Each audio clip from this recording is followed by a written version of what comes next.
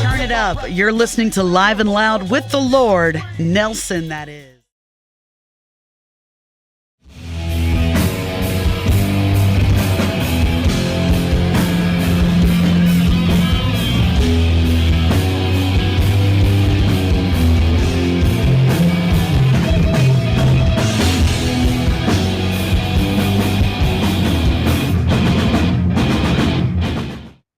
Ladies and gentlemen, once again, you know who it is. It is yours truly, the Lord Nelson, that is, from the podcast Live and Loud with the Lord on the CMS Network with 5 Royals Entertainment. And ladies and gentlemen, we have a very, very, very special guest. And as usual, I got to read off some of the greatness about this individual. And I hope he doesn't mind if I take a little time to read off something about him. Ladies and gentlemen, I am pleased and honored to have this Chi-Town legend and representative who is blessing me with his presence.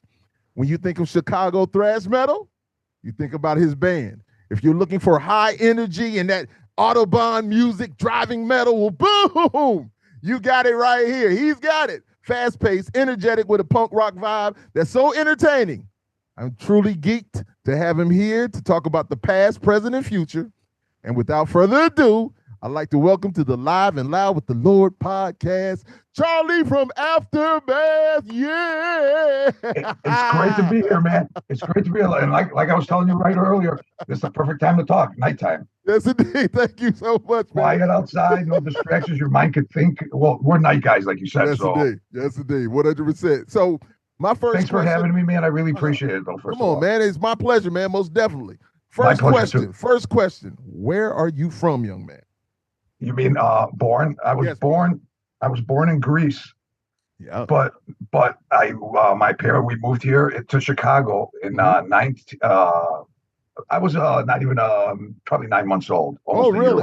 Oh, okay. Yeah. Okay. Yeah. So I never remember that, but after we came here, but then not the first 8 or 9 years when we were here. Mm-hmm.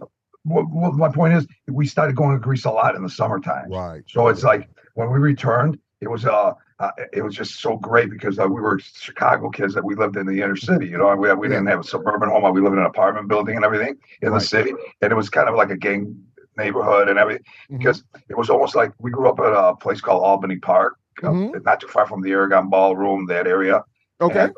And it was one of those neighborhoods where everybody started leaving because we had a high school called Von Steuben, and it was known as a bad reputation. Every parent thought, I remember the worry of all the parents because we were getting closer. It's the 4th grade, 5th grade, 6th, and our school was kindergarten through 6th grade, but then the school was 7th and 8th grade in high school together because we had too many kids in our grammar school. So they had the middle school was at a high school, and so. I remember right when they moved out of the neighborhood, man, like all the families, and we were the only ones left because my dad worked downtown as a tailor. And so he didn't drive. So he used to take the train downtown. And he worked down by the Gold Coast, Russian Oak. That's a known area in Chicago, Rush Street. And they had dry cleaners. And it was kind of cool for us when we were little because like the Playboy Tower building was right. You know, remember it said Playboy on the skyline.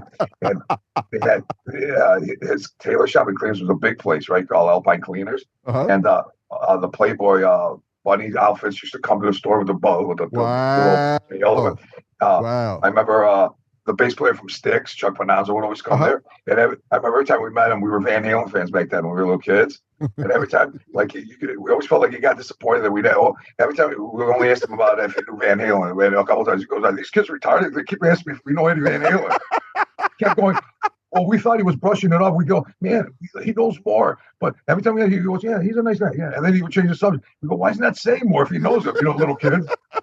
And the best part about it was, the Jacksons, their uniform, all their I think what tour was 79 or something like that. When the Jacksons did a tour, and they had uniforms with all little round mirrors on them, on the jumpsuits and stuff. Right. I remember I ripped off one mirror for one of those because they were little round mirrors, you know. And so you're saying that your parents, your father, they cleaned those. That was they came to the dry cleaners. Oh, yeah, awesome. Awesome. Even Jane Byrne, the mayor back then, was a regular at the cut. And then my dad goes, "You remember Jane Byrne? She was around during the show." Well, you're not from here, but she was a female mayor. You know, we had in '79. and she lost the marriage because we had a big blizzard here or something like that around that time, you know. Right. And so the point was that going to Greece we seen another world, and then it got to the point where I ended up loving going to Europe so much because the culture was so different that as soon as we came like late teens, we did our first summer alone as me, my brother, and actually the guitar player in Aftermath, Steve. You know, and we went through Europe. We started in England backpacking. And it was an amazing adventure, man, because the people are so different. The kids there were so much. First of all, even the TV commercials was crazy because they had nudity on the TV, like when they advertised shampoo, the girl was topless, and we're sitting in family's house, just like guess when we were young kids, we were like the TV, and nobody's noticing. The other kids don't pay attention. Me and my brother go, "Oh my God, look at that!" And they had the topless beaches, and now I know probably how they felt when Americans came over, especially like kids like that never seen it. You know what I mean?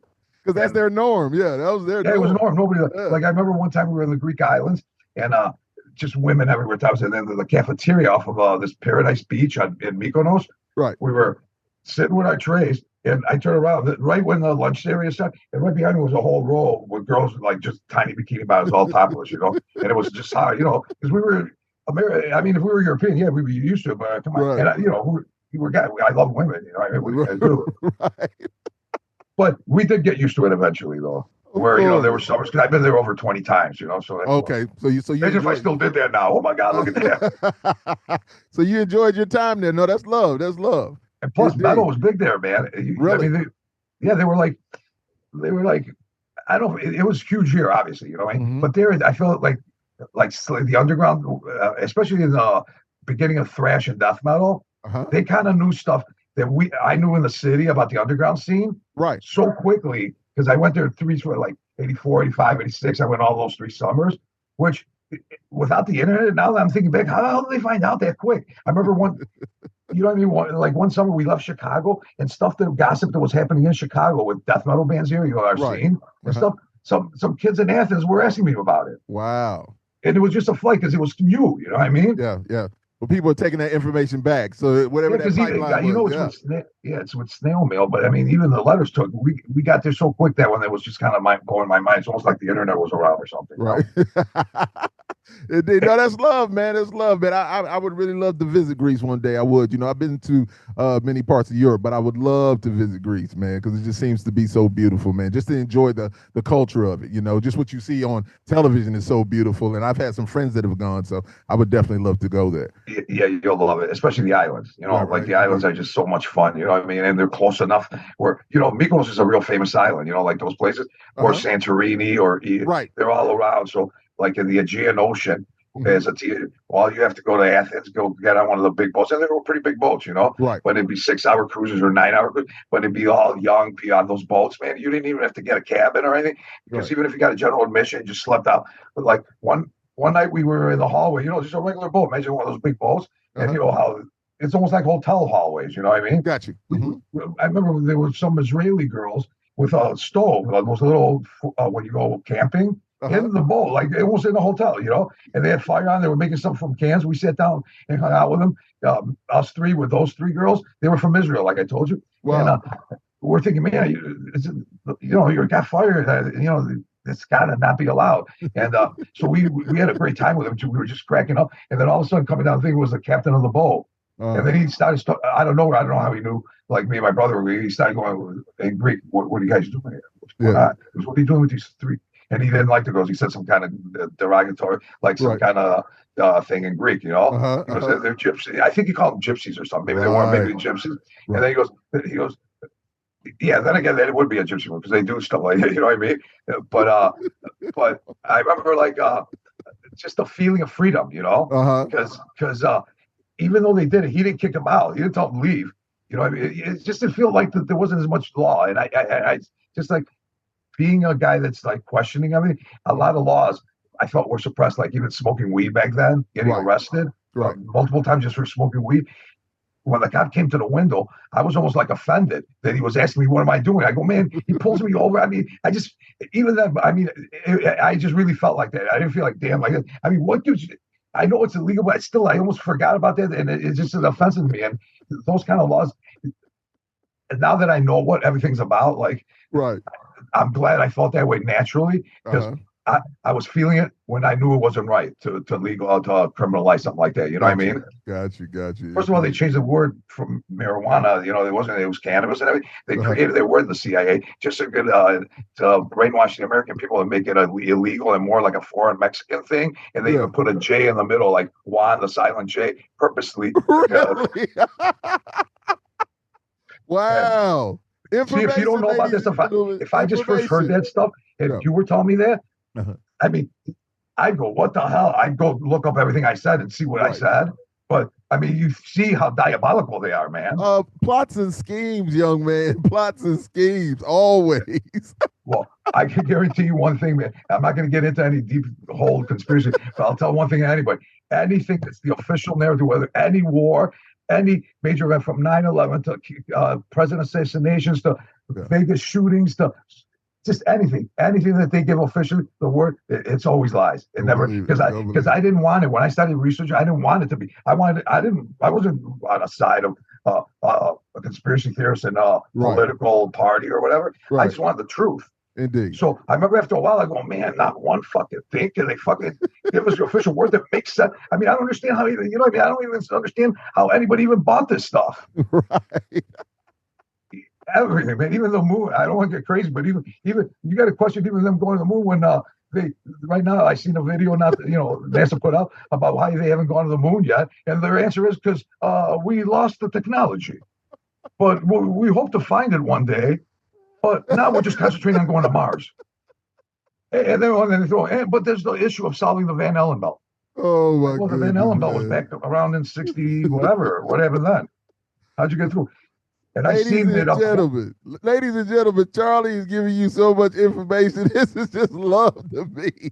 I'm loving it. I'm telling you, I'm loving it. No, we're gonna continue. And just as I say, man, I want you to speak about whatever you want to speak about. We'll move along, doing what we do. You've already answered. I was going to ask you about Greece, which is cool. Now I want to ask you about what's the best thing about Chicago, Chi-Town.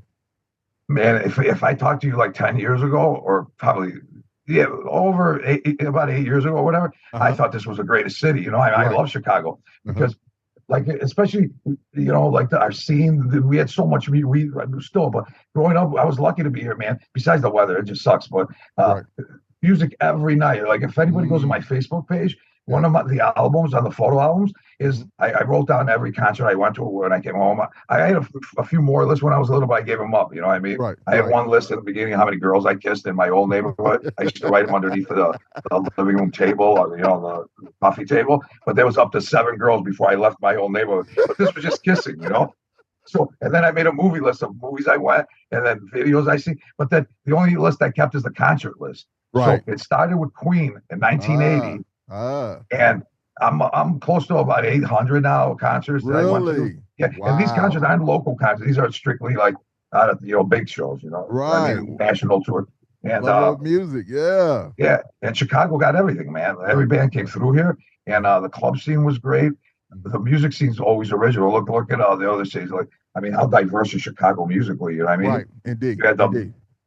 Let's say when we came of age and we were in part of the scene, look what kind of bands were around, man. Like, you have power pop bands like, Cheap Trick isn't from here, but Rockford, but Material Issue, or we had a lot of the Wicker Park bands, alternative things like Liz Phair, and then Smashing Pumpkins, and then you had the Wax Track stuff like Ministry and Al Jurgensen stuff, industrial, and then all types of genres, everything. And so you're saying that, which is beautiful. I love when you say things that I could just segue right into what you're talking about it. So, but other cities, other cities seem like they're known like as one thing more, like Seattle, the grunge, even though there's a million styles in every city, Right. Chicago never got as one city, one thing comes out, because there's it wasn't just because, let's say, Disturbed's a big band. There isn't just that. It was never just that. It was the bands got big in a different million things here, so it was never one. The city was never, even in the same areas, it was never just one scene. It was all different genres.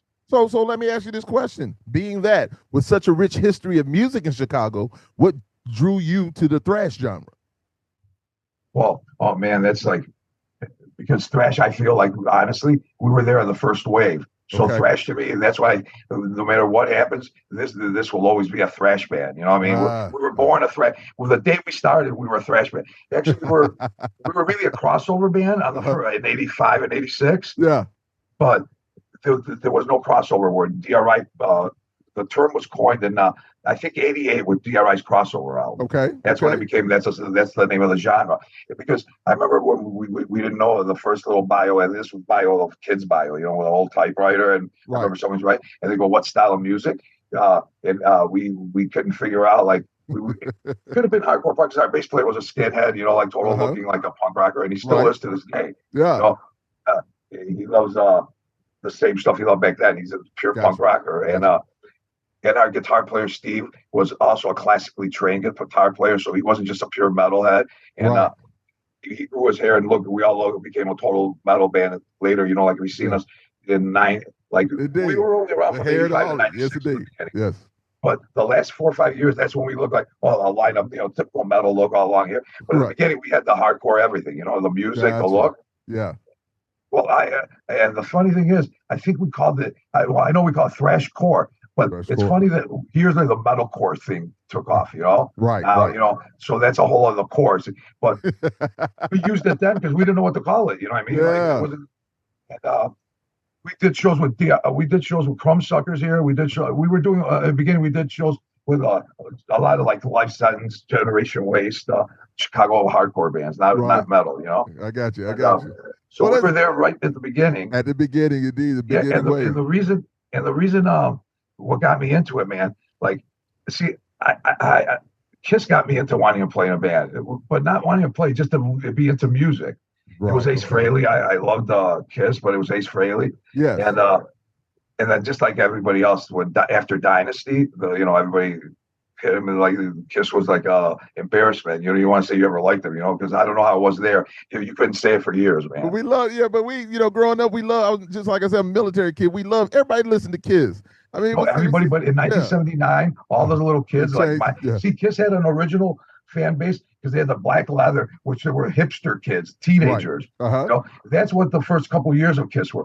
But then as soon as and they even complain about as soon as they merchandised everything and it became like a cartoon thing. Like even they said he was looking out at the audience during the Dynasty tour. That's our era, when we were and he said it will all look like little kids kids with families. And it wasn't rock and roll anymore to him, it was more like Barnum and Bailey or something. And I was one of those kids, and then Van Halen got my interest, and Van Halen's amazing, man. I thought those first six, not Sammy Hagar Van Halen. I don't like that at all. You don't like Sammy Hagar? Come on. I never liked it. I don't even have any solo stuff, Look at the CDs back here, man. I see you. There's almost 5,000. You don't see the whole that way, Yeah. I used to be proud of this. Now, I bought a new car, no CD player, no CD player anywhere. Now I feel like a hoarder because it's Spotify. I go, man, what am I going to do with them all? Everything's on your phone. That is so true. Because now it's almost like it's annoying me. It's not. It became from something that I love and want to show. Now I go, man, it's like I feel like I'm a hoarder, and it's CDs. Am I going to get rid of them? So anyways, let me just at least tell you about the thrashing because that's important for me. So, I'm into Kiss.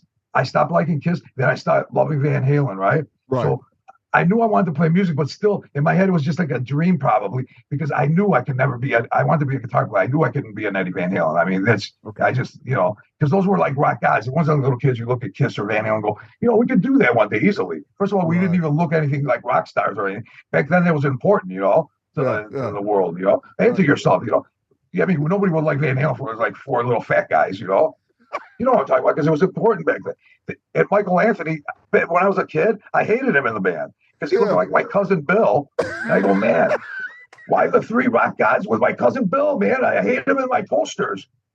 And for some reason, I had some big posters in my room, and he was like real visible. He kind of ruined the pictures for me, especially with that green jumpsuit. And he had the worst bass solos in the world, man. They were embarrassing.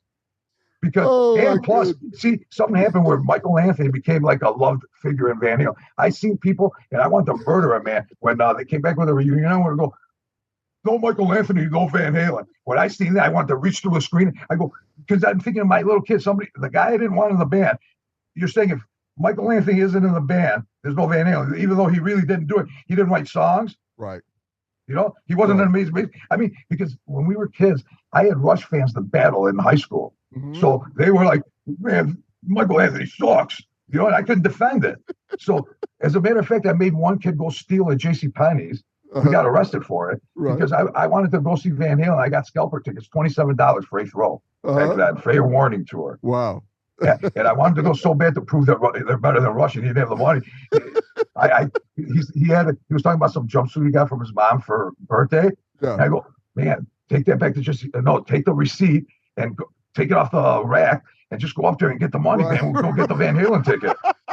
Only so you can see Van Halen. I'm thinking, as an adult, I go, what the fuck, man? What the fuck was I thinking? Because I seen him recently, and I talked to him about it, man. I go, man, I just wanted you to see Van Halen, man. I think about it. Great memories, though. You know, life lessons we learned. And the reason we got arrested because he got nervous because the lady at the counter goes, "Oh, can you guys wait here?" And soon as she left the girl at the cashier, he was, "Let's get out of here, man." But I didn't want to. I go, "No." I go, "No, let's wait." And then next thing you know, like 2 gigantic security guards coming to us away. Awesome. I also got. Well, no, why am I telling you this? I used to live in Chicago, talking about living in the city because I was kind of like a little troublemaker kid. Yeah.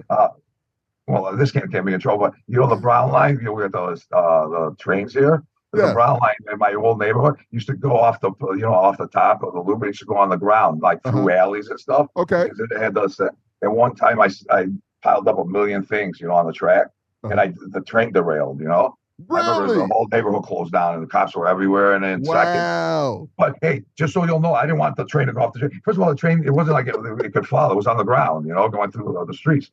But I just wanted to break things, you know.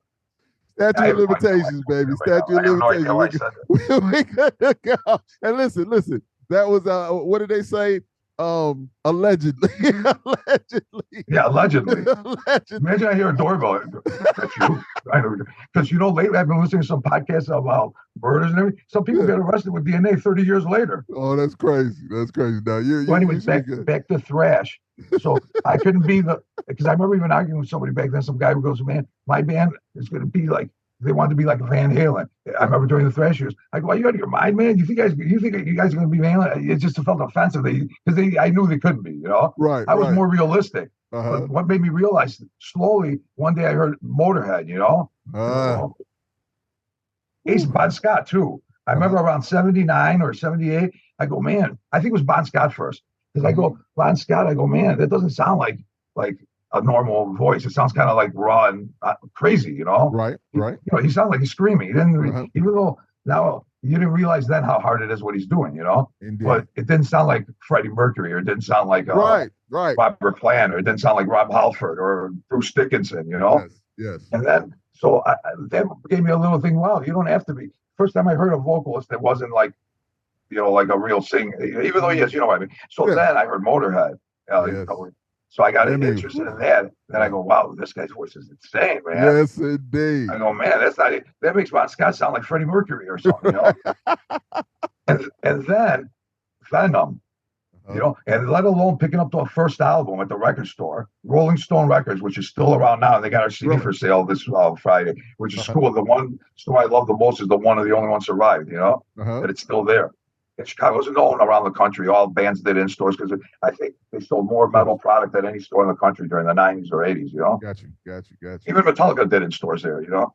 And that's the way it used to be. Yes, indeed. Yeah. It's an important store, the Rolling Stone. And so then the Venom and then the satanic stuff, raping for nuns in the back. I remember it felt like almost like bad holding it in the store, you know, because it was so evil. And then so then that confirmed it for me. That and Kill 'Em All. And Kill 'Em All did it. And then I remember getting blown away, man, by Hit the Lights. But you know, the real fast stuff, right? There were like 3 or 4 songs that Kill 'Em All. They were this new thing that you never heard before, you know? Right. And I remember thinking specifically, I go, man, they got like Jump in the Fire, the stuff that sounded more traditional metal. I go, man, why don't they just do all Hit the Lights, just like that? Basically what Slayer did with Rain and Blood a couple of years later, right? And then Anthrax, I heard. I thought Joey Belladonna sounded too traditional metal. That wasn't thrash. I mean, he could have been in a Journey band. That's not the point of being in a thrash band. He could have been in Journey. You're going to be a thrash band. We're death metal, but our singer sounds like Paul Rogers from Bad Company. What's the point? You know what I mean? I mean, a thrash band needs a voice that is not quiet. Anyways, so I love those couple songs of Metallica, and then Show No Mercy. To me, Slayer, I go, man, this is kind of weird because it got makeup on, but it's kind of something different. But it sounds almost like a band that loves Judas Priest and Iron Maiden, but they're not as good as those bands. You know what I mean? It sounded like an amateur album. But then Hell Awaits came out, and then it became a different thing. You know? It was a different thing, it did. Yeah, and then Haunting the Chapel, and then the greatest thrash album of all time, Rain and Blood. That album is the Bible of thrash. That's a masterpiece. It did. And, but at that point, when Show No Mercy was out, when those 3 albums were out, I go, man, I'm gonna form a band. I'm gonna get that guy Steve, because he was known in high school to play Yes, and he was in a wedding band that was booked for 2 years ahead when we were in high school. I didn't know him that much then. His reputation of he could play anything, you know. Right. And he gave lessons at this place called Tunes and Taps, where a half-hour lessons, like Randy Rhoads did, because I think he was a guitar teacher. So he was a real. He could read music, like a great. And then I knew the drummer Ray was just amazing. He could play all the Maiden back then as a like 15-year-old kid. Right. Both of them had reputations in the neighborhood in the high school. And our high school was huge. Steinman's. Mm-hmm. It's where Hugh Hefner went. Oh, really? Yeah. He said he came over to play. Doing that. He came and gave us a speech one time and gave money to our. Wow. Yeah, we seen him in the auditorium, and so anyways, So I put the band together, right? I wrote in this room, in this bedroom, with that acoustic guitar over there. Yeah. See it? Yeah, you can see I see it back there. Yeah. Well, Steve, we sat right for pretty. Well, that's so weird, man. That's right. We sat over here, and we wrote the Killing Future demo, and that's the demo, like a Rain and Blood demo, right? And from the beginning to the end, 5 songs. Just listen to it, man. It's insane speed. We're King Kerrang! Put our picture in the news, in the Death Vine, and it was right in the first couple of pages with a big black and white photo of us, and it said underneath "Too Damn Fast," and that exploded in the underground. When kids around the world see that review and what are these kids thinking? The speed's insane. It just got us. Even though he didn't mean it positively, they're going overboard with the speeds here. I'm glad you said that, because I got chills, goosebumps, because once again, you're just beautiful. You keep doing what you're doing, because me being a lyricist like yourself, I am amazed, and it brings a smile to my face. Now, listen, I'm listening. For the last week, I've been listening to the music. You know what I'm saying? Just vibing on it. And so, what the new album or all of it?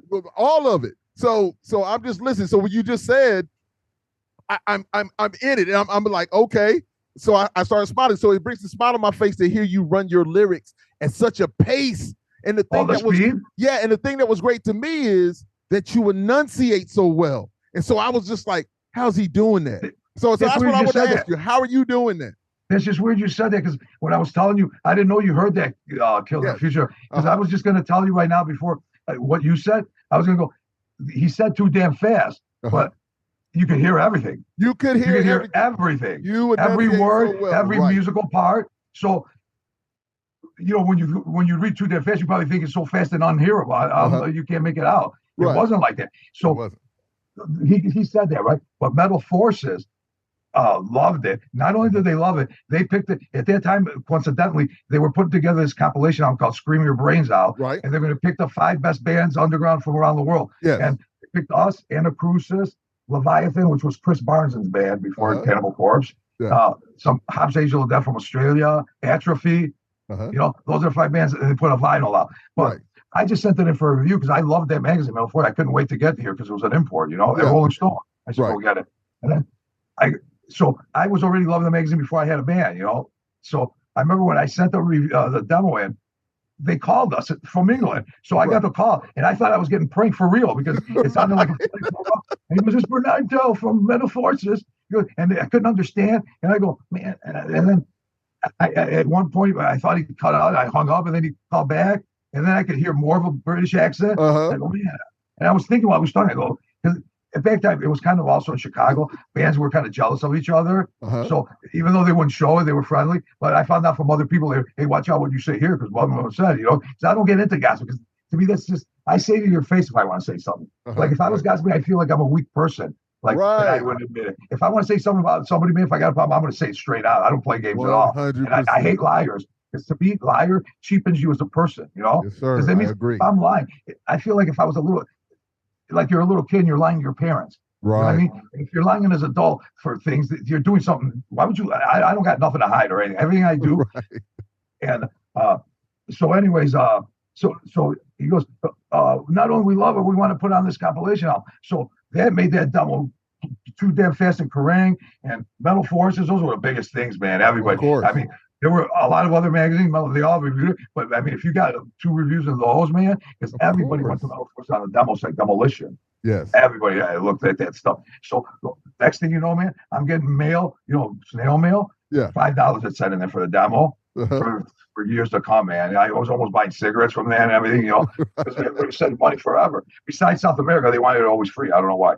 They never, I mean, we got so many, and we sent so many, and I mean, it was almost like you could tell, well, if you've seen it, they're going to ask you for free, or they'll give you a reason. We sent a lot, but after all, we had to stop it, and the mail got so much, it became such a hassle. In '89, when we went to that trip, I told you, Europe, we only had piled up so much that year that it was stacked. Wow. And it was something that was bugging me. Like, you know, you're out having fun, and then out of nowhere, that person, man, that mail. And I knew we were going to Europe that summer for a vacation. And right. So, but we had our second demo, Words That Go Fear, just recorded. So we'll pass around the demo through Europe while we're backpacking. All right. Right. So before we left, I kept going, man, it was good, because I'm the kind of guy, if I leave something that I know I got to do it, I just don't forget about it. It's in the back of my head. It keeps, I might forget for a minute, I'll keep thinking about it. Right.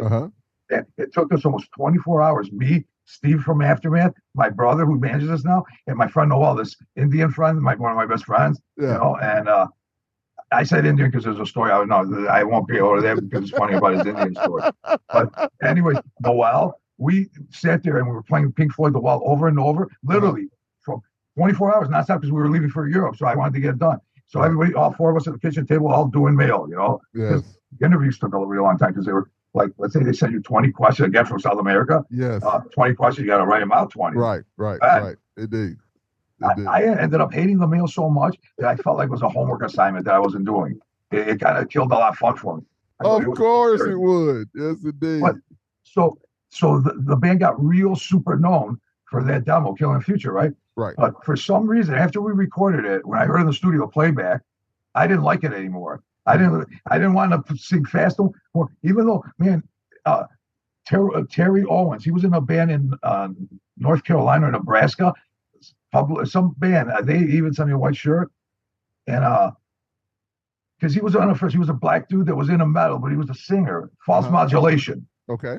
In the middle of the country, one Nebraska or somewhere. North Carolina. They called me out of nowhere back then. They wanted me to sing those songs a cappella because they couldn't believe the speed. They wanted to hear it on the phone. Right. I couldn't do it though. I go, I can't do it, man. I can't do it on the phone, man. Yeah. I remember because you mentioned the speed, because it was a known thing, but I didn't like it. Like, even around the city, people would try to sing lyrics, like a sentence from it, you know, no more reason, no more, you know, whatever. Right. And to me, I didn't want to hear it for some reason. So while we're recording the finishing Killing a Future in 1986, 87, right.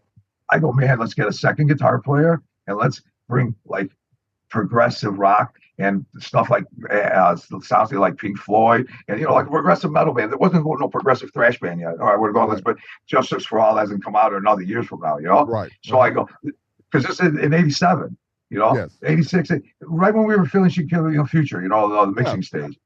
And man, I remember the second guitar player came while we were mixing, you know, and he was an amazing guitar player. And he didn't tell me until 25 years later that when he came to the studio, he goes, when I heard that Killing Future, Don't Want to Blew Me Away, man, that studio like that. He never told me that for 25 years, man. Really? Like, yeah, if he said it maybe that day, maybe I would have started thinking different. And then I can't believe he forever. But then again, this is the kind of guy, I misspelled his name. I was calling him Lazzetti and everything. But one day, I don't know, he goes, my name's Lazzetti. I go, you're kidding, right? He goes, no, it's not Lazzetti. I go, why didn't you say anything? It was on the fucking demos, man. Bios were messed up. It was correction. If you read all stuff, Lazzetti and Lavetti. Not only that, if you want to get really crazy, he joined our band when the punk rock bass player quit. Right. He became the bass player. So this is before this is after Killing the Future. Right. Anyways, he joined the band because he wanted to play in a band. He knew through somebody that we need a bass player. So he sold all his guitar equipment and came as a bass player. So when we see him play bass, he was the fastest bass. We go, what is he, Billy Sheehan? It's almost like he's a guitar player. So he started playing with us for 6 months with no shows or nothing. One day out of nowhere, he goes, our drummer goes, we show the bass, he goes, John quit. I go, why? Because we rehearsed at our drummer's house. And our drummer's the kind of guy who wouldn't ask a question. I go, he just quit out of nowhere? Yeah. So I went home after that, and I called him, hey, John, why'd you quit? He goes, because I'm not a bass player. I go, you're not a bass player. I go, what are you? He goes, a guitar player. I go, but this is the funniest part. I go, every night at practice, you heard us saying we're looking for a second guitar player. Right. You were there. Yeah, but I thought you thought of me as a bass player. But I go, you are a guitar player. How long have you been playing guitar? How long have you been playing bass? Never. I just got the bass stuff when I came to practice. Right. I go, how long you play guitar? He goes, 12 years. I go, are you good? He goes, yeah. I go, you want to play guitar in the band? He goes, yeah. And then he came in the band because of that. If I didn't call him and left it like my drummer, he would have never been in the band again. That's crazy. Because I read the story about that. But you telling the story is way better than what I read. So it's even crazier because I feel like we're still talking, on a podcast instead of me talking. Man, I could tell you about his story. You will roll up and cry. You go, I can't believe this guy, man. I mean, think about it. Every night he's sitting there with us at rehearsal. We got to find a second guitar. I would go, dude, I'm a great guitar. I'm a guitar player. Right. For some reason, he thought, and our drummer didn't ask him why he's quitting. So he goes, I'm quitting. And our drummer goes, okay.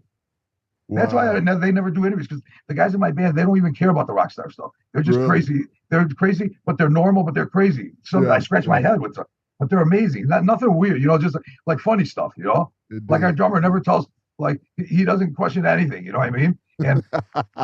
And well, no, that's other stuff. I can't say it online, but there's stuff that you don't understand it. It's just fun, and I'm so glad we're back together with him, because we broke up in '96. I never thought we were going to get back together in 2014. Mm-hmm. That started by to tell you that story alone, that's a whole other adventure, because for 20 years, I never wanted the band, never thought the band would reunite. Right. But during the MySpace, I left the other story going to this one.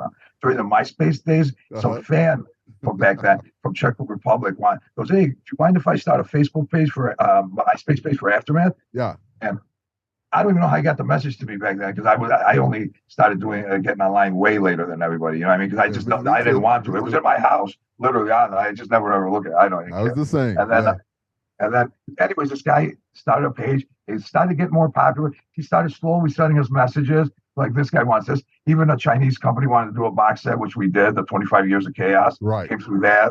Right. We'll message it. And then one festival in Germany called Headbangers Open Air.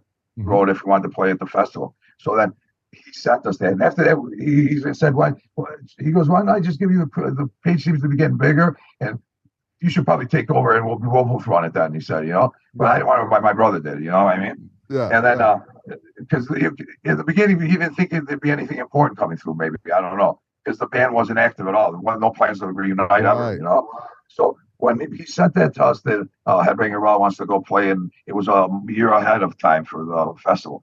And my brother said it to me. I remember we were driving, and then if it was up to me and I was the one that answered, I go, just tell him no, man. There's no band. And he goes, it's a year from now. I'm just going to tell him no later. Who cares? The band's going, whatever. I go, oh, why you tell him? There's never going to be a band.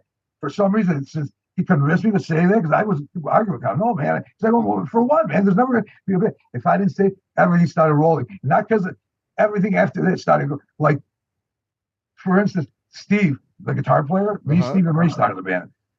After we broke up in '96, I didn't talk to him for 15, almost 16 years. Because because they brought, like I told you, he was a classically trained guitar player. He was a professional musician. I always thought he was older, even though he was our age. He was more respectable. Not respectable. He seemed like more of a gentleman. I know people like that. You know what I mean? So he, out of nowhere, probably through Facebook, he popped up somewhere, or one of his brothers, and then he got a hold. We reconnected like a year before we even talked about playing. Everything fell into place slowly after that offer to play the thing. Right. Like, even when we rehearsed, like, because you figure where are we going to rehearse now? You know, a band reuniting after many years, you got to get a rehearsal spot. Yes. You got to get, you know, even a bass player that we have now for the last 2 hours we made. That story alone, how my brother found at my niece's school, he was wearing a Tool shirt while they're waiting for the kids outside. Right. And then they started talking. My brother told him, hey, my brother's band, he's a bass player. He goes, who's your brother, Charlie? And then he knew who I was because I was in a band called Stripping the Pistol for a number of years. We almost got a deal with Columbia Records and during the early 2000s. And he said he met me up at a Radiohead show at Alpine Valley. That guy, the bass player, George, yeah. And my brother didn't know, you know. He goes, oh, you're Charlie's brother. I know your brother, right? So he sends him over. He wasn't even he was a singer in bands before, and he played bass a little, but he really wasn't a bass player. He's amazing, man. I enjoy it. It's just I can't believe it, man. I'd want him from day one because the only thing we've ever changed, we added a guitar player, and then for that Eyes of Tomorrow album that's considered like almost like a classic technical progressive thrash album, right? For that, and then John left. When we reunited in 2015 for that, John was playing with us the guitar, but he decided not to go because at the end, because he wanted to bring his wife with us to Germany, and they were planning to bring her with. And we didn't want him no girls, and he did the Chicago show with us because we did a Chicago show on our first show in 20 years, you know. So he did play our first show in 20 years, and the punk rock bass player Adam, he was there too. So it was going to be 5 of us when we reunited, but we decided when I didn't listen to make sense of it, when I didn't listen to Killing Future for 20 years, when I didn't like it, I didn't listen to it for 20 years. Not at all. Really? And the reason you can believe it, somebody might believe it was a cassette. So CD era came a little after that, right? It was that demo came out in 87. By 90, 91, it was all CDs anyways, right? Yes. So I didn't even have a lot of the years of tape player anymore, right? So where were you going to hear it? You know what I mean? It wasn't like you had YouTube or anything. So literally, and then one day, I don't know, and I'm not exaggerating, I didn't listen to it because I didn't like it. I told you, right? And I didn't even hear the final mix. It was at the studio. I didn't like it. So one day, 20 years later, again, part of the weird thing getting back together, because if I didn't do this right now, I wouldn't have played in the band. I wouldn't reunite it. One day, I don't know where I'm about to take a shower to leave for work. My brother is not living here anymore. He's been married for the past 8 years, so he's been recently, you know, we used to live together. So I'm going to take a shower, and then he goes, "Hey man, Torrent sites have Killing the Future up now. I should rip on one day." I go, "What do you mean?" I didn't even know what it was. I go, what do you mean a torrent site? He goes, they're like bootlegs, whatever. I go, yeah, give me a CD, I guess. I go, I don't really care. Right? I went in to take a shower. I come out like 15 minutes later. On the kitchen table was a CD. I go, what is this CD? He goes, it's Killing the Future. I didn't even know you got it. Like, I go, right now. But I was driving to work, and I had a CD player, you know, because now I told you they don't have my new car, doesn't it? So I'm driving down to work. I just slip it in first time. Guess what happened? I didn't take it off for 1 whole year. Because when he gave me that CD, I was so burnt out on music. The first time I was in a band or playing, and that I was kind of sick of everything. So I know around for 2 years, I just listened to talk radio, you know, podcasts, whatever, you know, because it was like, I was burnt out. I didn't have Spotify yet, so I didn't have a CD player. So it was kind of the first music I heard on a break, first time in my life for music. I never had a whole year where I barely did go to concert or nothing, right? Wow, that's something. I put that on, man, and it blew me away. It blew me away, man. I go, oh my God, the clarity, the speed. I go, man, it's amazing. It's catchy. And then I go, man, why do we ignore that? So, you know. So anyway, since that blew me away, I started having a little fantasy here and there. Not really. I go, man, it'd be cool just to play these songs once for the 4 of us, you know, once in a, because it was so short that we went into the progressive band right away after that, you know, because 87, 88, by 89, was out. The direction changed. So I was going to ask you about that. Oh, yeah. And Don K, the guy that said Too Damn Fast, when we put the Words That Echo Fear demo out, which is like the progressive stuff, 2 years later, he picked it as, because he did the top 10 demos of the year in Kerrang. Right. He picked it on top 10 demos of the year. The guy that said Killing was Too Damn Fast. Really? Yeah. I mean, think about it. I'll review in Kerrang. Too Damn Fast. What are these kids thinking? 2 years later, Words That Echo Fear. This is like an artistic masterpiece. That's what he said in the review. There's no doubt that it's great music. And so when you said that you hadn't listened to it that long and you could have gotten burned out, very possible. But all I know is that, just like if you can see back here, I have a Stony Sugar Skull. I had a conversation with her about a month or 2 ago. And she's just so different also. And she just has sonics and different things going on. But just like when I heard heard the two albums, the two demos, let me say, that you guys put together as one album. But when I heard them, I was just like, I just started smiling.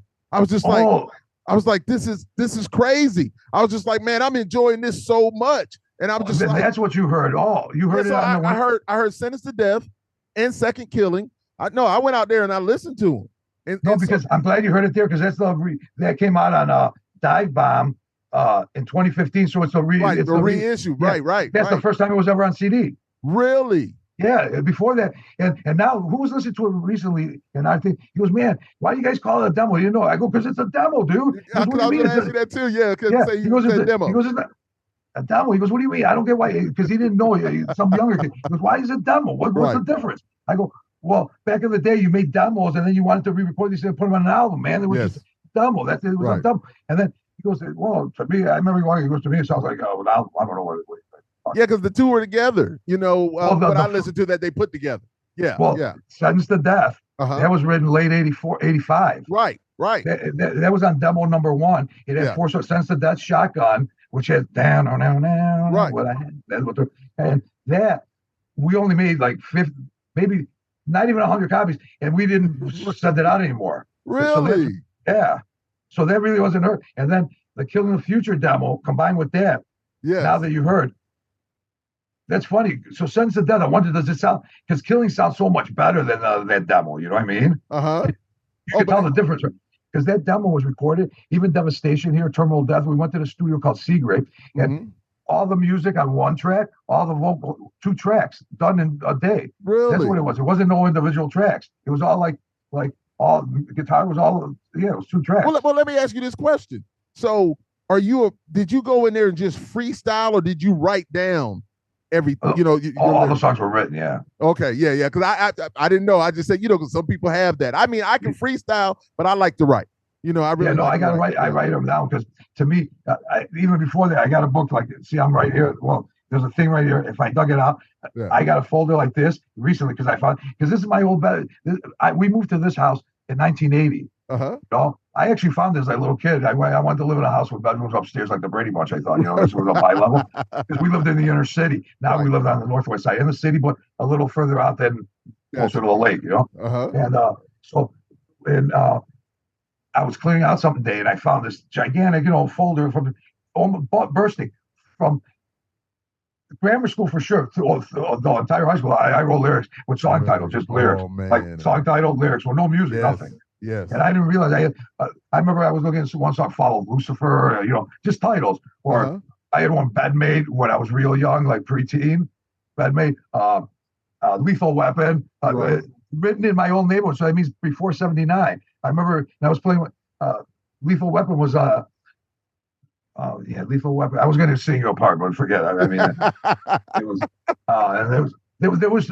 So I always, for some reason, I don't even know why I was writing these songs. I was just writing them. It's like, and the way it works with Steve, the guitar player, he doesn't write full songs with me. Like I arrange all the songs. I sequence them all on the album. Yes. I write all the lyrics, and I got guitar. I love strumming. I can do all the chords, but I don't play guitar, at least to the level. I just wanted to be a front man for this. You know what I mean? What I'm saying is, and the way we work, it's hard to explain, because when people say, I thought it was corny when people go, I don't know where the song came to me, like big celebrities. It just came to me out of nowhere. It's like they get feeded to you through this, everybody describes it in this mystical way or magical way, right? Yes. I kind of know what they mean finally now, especially with these last 2 albums, because it seemed like these, especially No Time to Waste album, it was written so fast. It seemed like they were just pouring out. They were there. Like, we don't rehearse more than once a week, and if we get once a week. Right. So there's not many rehearsals. So somehow, throughout few rehearsals, I ended up with a demo of these 10 songs, sequenced the way I wanted to, especially now with technology on your iPhone. You can make it seem like it's easy to do that stuff, So these guys weren't like, Steve, play that part again. I would tell him, like, he played something. Hey, check this out. I last night this came to me. I go, oh my God, that's the same part. Like, we can do this together. That part. It was like that song was written in 5 minutes. Almost seems, right? Because he was playing rhythms that I already had.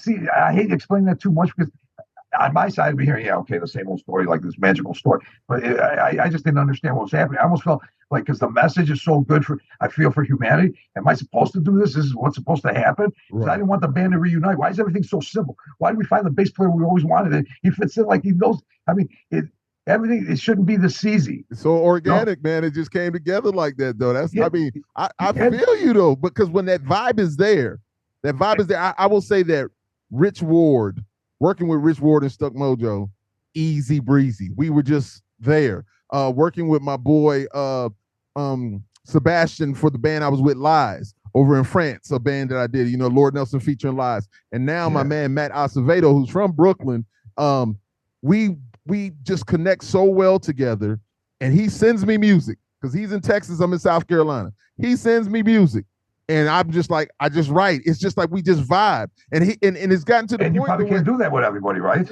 You can't do that, and I know that I can write anything for anything, but I just know that the vibe we have is so cool that he knows me, and it's you can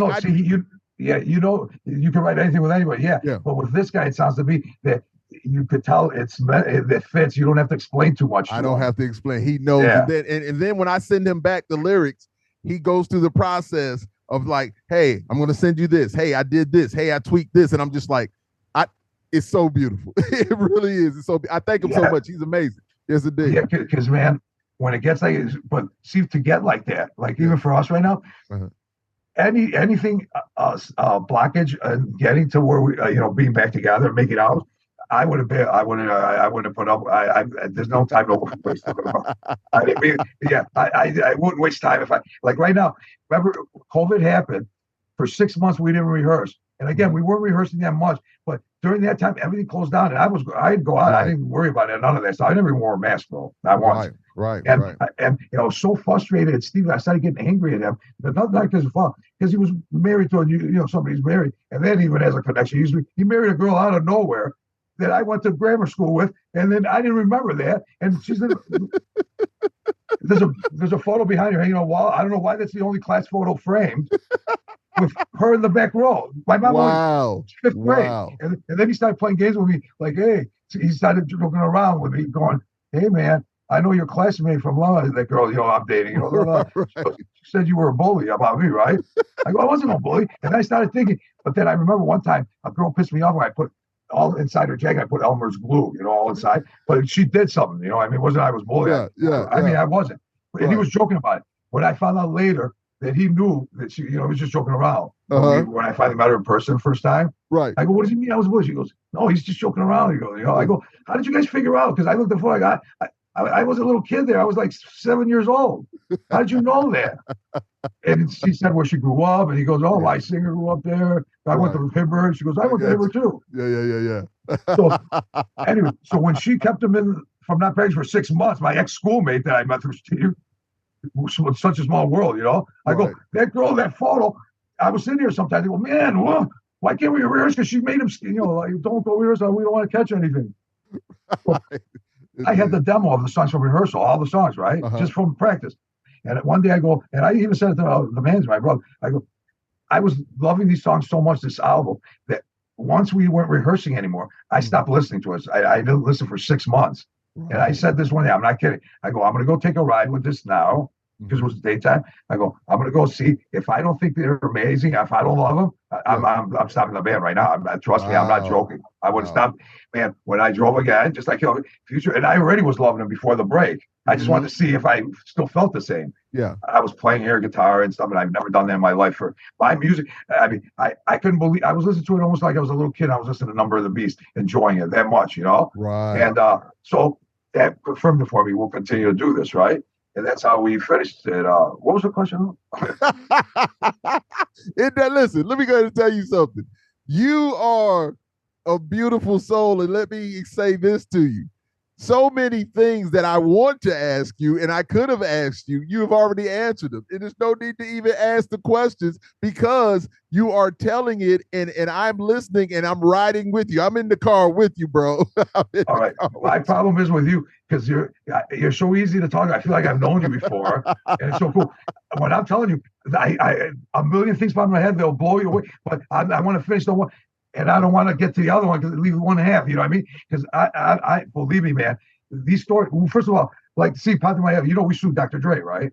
Right. Yeah, listen. Okay, go right on into it because See, if I went into that story, yeah. Well, that's what. Well, we had a trademark. I was so into music. You know, I loved the band for me. When I finally came up with the name Aftermath, while I was not TSA, like TSA, I was working at O'Hare for United.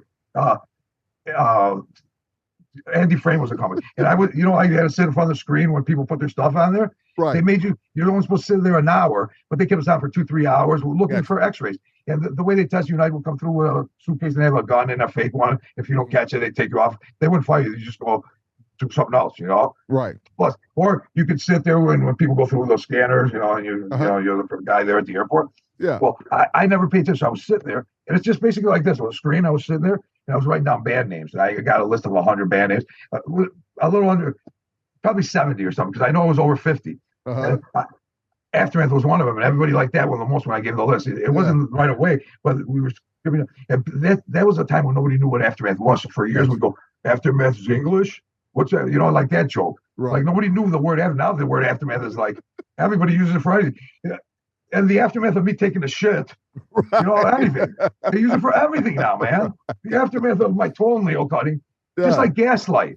Right. You know, when the album came on, the song was a year before. I remember telling people around us over and over, Gaslight, what's Gaslight? You know, I go, it's about brainwashing. They're gaslighting you. You know, they're making you, you know something, they're changing it so you think you don't know. You know, they're just messing with you. It's gaslighting, right? Last year, News Week or whatever picked it as a word of the year. It's massive. Yes, indeed. And it's been happening a lot with us, maybe with words that like pseudocide. There's more to come if you see the titles. But anyways, so Aftermath, we ended up naming the band. So I didn't want no other band, so we got a trademark, you know, back then. And guess what? You know what? Barely any, even the big bands have trademarks. Right. Years later, we found out, man, you understand how many big bands, bands, very few egos actually go and do this. Especially when they get big and they haven't done it, they figure they're covered, you know? Right. And so we did it. And the way we did it is when we got a record offer off of Killing Future from New Renaissance and a couple other labels, and we got contracts. So we didn't have a lawyer. And then I called up a thing that was called Lawyers for the Creative Arts out of Chicago. This guy, Tim Kelly, picks it up. And you'd like him too. He's one of those guys you could talk to. I remember he looked like a tall, nerdy guy, like guy with long hair. You know, those guys that have long hair with glasses are kind of like those guitar nerds. But he was a lawyer, you know. He was a nerd, no drugs, but he had long hair, you know. But you wanted a nerdy guy like that, you know what I mean? You don't want a guy partying. But he just answered the call, service from the city. Yeah. He ended up becoming our lawyer for years. Wow. He did everything for free. And then he's the one that helped us with the trademark. Because you know how much money it costs to trademark your name? Yes, it does. It's not. So we finally did it. It took a couple of years to do it. You know, you got to do searches. The lawyer did it, right? Indeed. And then you figure you're protected. And then when Dre's people came along, not only should we protect it because we had the name Aftermath, there was a music, but it happened to be the years of rap metal where the confusion was more than ever. Yeah. Because it was Korn, Limp Bizkit. That's when we sued for the name. The 90s, you know, that's why before the band broke up in 96. Right. So we were suing, and then the Eyes of Tomorrow album, right? That came out in 1994. It was supposed to come out in 1980. Right, because it was that break in between. Exactly. Yeah, because it was really, because people go, 94 was the worst year in metal. I remember Iron Maiden with Blaze came here and they played the Vic to 1,000 people. You know, all the metal. Dio was playing small. So metal's a bad word when this album came out. Right. You know? So and plus the band was broken up. So I'm surprised it even got to that status with nobody promoting it. We broke up, you know. Yeah. And then the reason it didn't come out, we were signed up. We got a record deal. First, we almost had a record deal with Roadrunner with Monty Conner, you know. Right. Because he wanted to sign us from the Words demo. They got the 10 best demos in Kerrang, you know. The second, the Words That Echo Fear. Kill the Future first one, Words That Echo Fear, even though we got other ones, but they got out. They weren't supposed to be out. Like the 96 demo, those weren't, they get listed, but they were never released. You know, we didn't print copies and send them around. I don't know. Wow. Yeah, the real only demos we worked. Because if you go to all these sites, Metal Archives, whatever, it's got like 4 demos. It's got 96 demo, Roadrunner demo. Roadrunner paid for that demo, one of the demos. And it's got one more, and then it's got 3. 96 demo, Roadrunner demo, and the first demo, those 3 demos, never for the public. So for sure, everywhere's getting listed like 5 demos. The only demos that were for Killing the Future and Words That Echo Fear. Yeah. 87, 89. So we almost we didn't sign with Monty. Well, they loved the words demo. And it was ready to go, but then Case and Holland, the boss, wanted to hear more songs that were a little more not as complex, more like I remember he said more like choruses, more like right. They said, but some simple stuff, you know. Yes. And if you hear that '96 demo, especially songs like Metallic Slums and High Rises or Japan, and so it got to the jazz level. Well, let me say so. The Eyes of Tomorrow, listen, the groove of that is so cool to me. You know what I'm saying? It just has a groove because you guys were doing a certain thing and then you kind of changed it up. And then to me, the older stuff was fast paced. It had a dark theme to them. The titles were dark, but the music wasn't dark.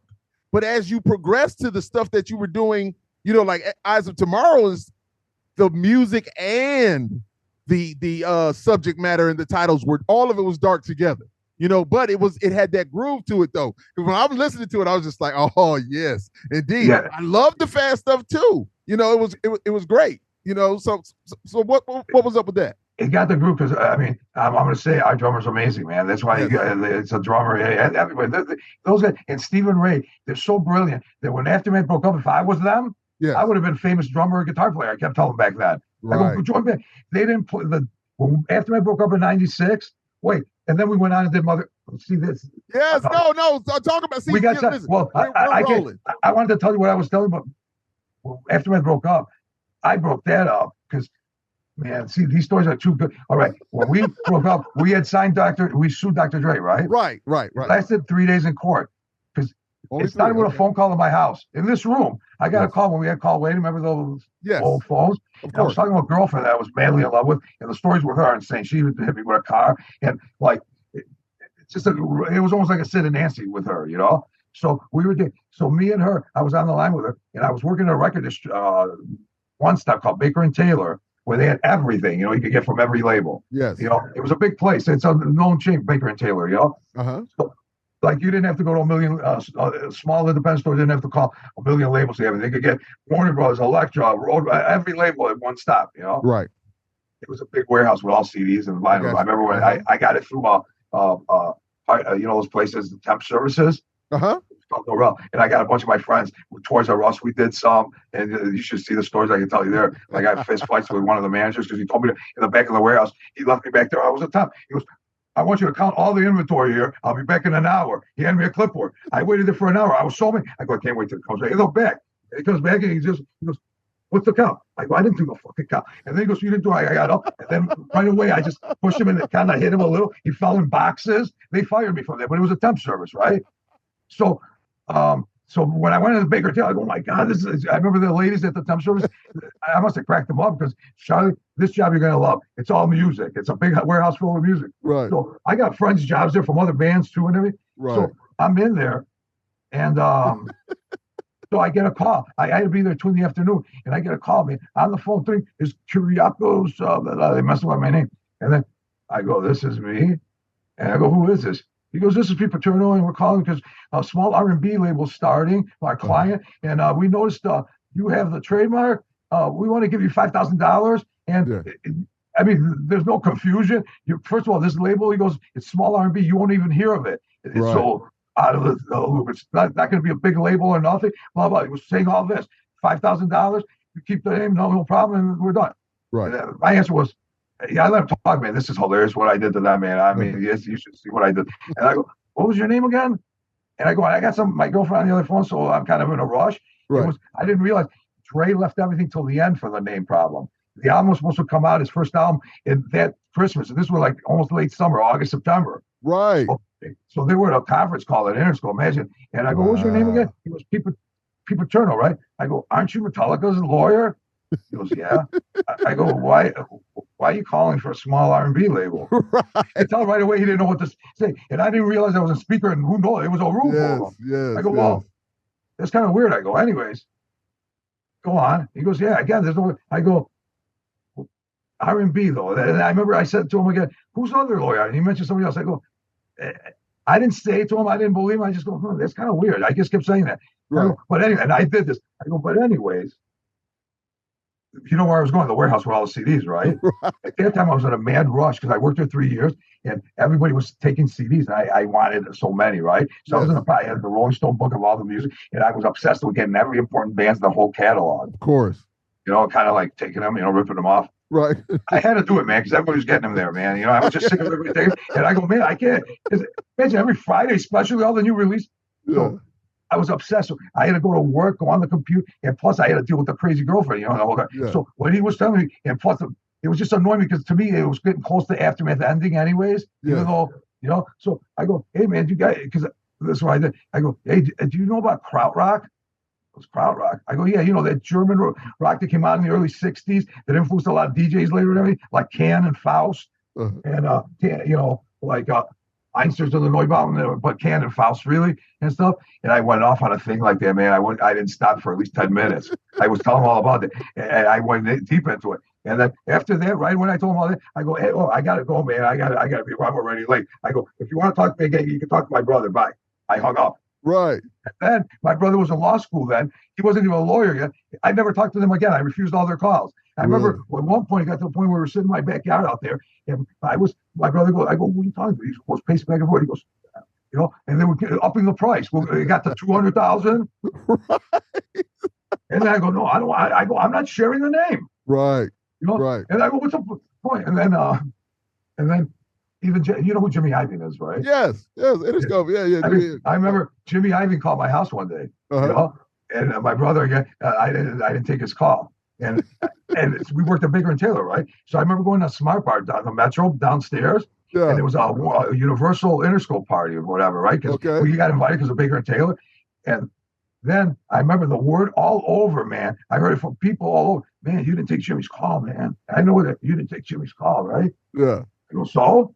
He goes, man, everybody takes Jimmy's call. I mean, years later on HBO, like 2-3 years ago, there was a documentary about Dre and Jimmy Iovine. They even showed him in the pizza. When he came up with headphones, whatever. Of course. Jimmy Iovine in the documentary, his family says it. He's always on the phone, and it's so important.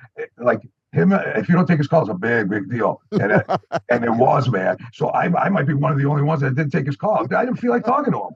And I remember and you know who Doug Morris is, the head of, he was the head of Universal. Yes. Right. I remember sitting at a table with him. Now, this is after the lawsuit, and they offered us a deal. Can you believe that? After go ahead. I'm sorry. Well, the lawsuit, the preliminary injunction came out. Like they didn't say we can't use it because I got the trademark. They said we could coexist. But if we want to stop him again, we're going to have to go to a full-blown trial. Wow.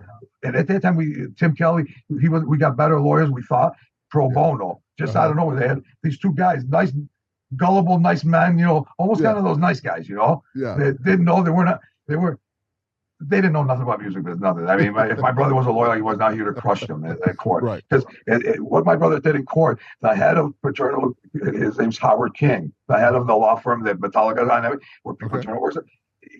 He gave my card at the very end. I remember, like when we were leaving court, because they thought it was going to be a quick thing. They didn't fight it. It lasted 3 days. The first day, they seen how prepared we were, how known we were worldwide at that point. Yes. They acted like they had a car accident down with their limo when people was coming to court just to postpone it to the next day to get more prepared. They came with nothing, Wow. And the big head guy flew out. Think about it. They flew out those lawyers where they thought it wasn't even good. They thought it was going to handle it with a phone call one afternoon. Right. And we busted them because we were downtown. They go, man, my brother even thought, he goes, their hotel's over here. The courthouse here, it's 2 blocks. It's congested. They're in a limo. How did they get the accident where they demolished the limo car? Because we knew they couldn't go fast enough from there to there. Right. We were burning on every section. At the end, Howard King goes, when you got out of law school, he goes, call me, come and work for me. To my brother. That's awesome. Yeah, to California. If it was anybody else, just like they would have taken that to be a lawyer in that firm right away. He would have been. If my brother took him up, he's just brilliant. He graduated school, like they kicked him out of high school because, like, he's one of those kids that never got anything lower than an A. Right. I mean, he's one of those kids, man. It's unbelievable. Yes, and he hung out with me and never did drugs, nothing, never partied. But he didn't become a nerd. He actually, at one point when we were young, grew his hair long. He worked out. And he got muscle. So, but he was never a party guy or nothing like that. Got you. And anyways, from little, he wanted to be a lawyer and that kind of stuff. But I love music because that's why he enjoys music. He's like almost like Peter Grant loves the music not just a business. Led Zeppelin. Yes. That guy was the greatest manager ever, man. Because of him, everybody gets more money on tour. He's the only guy that didn't rip off a band. Look at Elvis and Colonel Parker, that fat piece of shit. Elvis never went outside the country. Think about it. Elvis was the biggest singer in the world, and he never played outside the United States. Really? I didn't know that. Colonel Parker didn't want him to go because he was afraid of flying, and he thought if he let Elvis alone, somebody would take him, steal him. Wow, that's crazy. And he made him do all those cheesy movies because he had big debts to pay in gambling in Vegas. That's why he took him to Vegas. The business. He milked the shit out of poor Elvis. Yeah, indeed. Wow. But anyways, that when it ended the court, we're at the Smart Bar. I didn't take his call, and then Jimmy Iovine goes, "Hey man, your stuff's pretty cool." I remember he kept saying, like, well, the way we're going to do, we're going to sign you guys, and then we're going to make you break the area. Just keep playing. Like he goes, Marilyn Manson played Florida in that area over and over. Yeah. And then, we noticed that whole Midwest area from Chicago, blah, blah, just the Midwest before going to the coast. He goes, runs, you cover that, then we'll let the whole machine go, Interscope, and really take care of it. That's how we do it, he said, right? And it was a good we made a video for a song called Subway. The band was called Mother God Movie Star. Yeah, Mother God Movie Star, right. You know why I did that? Because Jimmy Iovine, that night with Doug Morris, I remember we're sitting at the Smart Bar, and they both go, "Hey, man, you got to keep the name Aftermath." Right. First of all, you took us to court over. He goes, "You got to." We thought that's the name you wanted. Yeah. Because they're going, "Why would you sue us over it? Now you're not there no more." I go, "Because that's why I took you to court. I don't want to share it."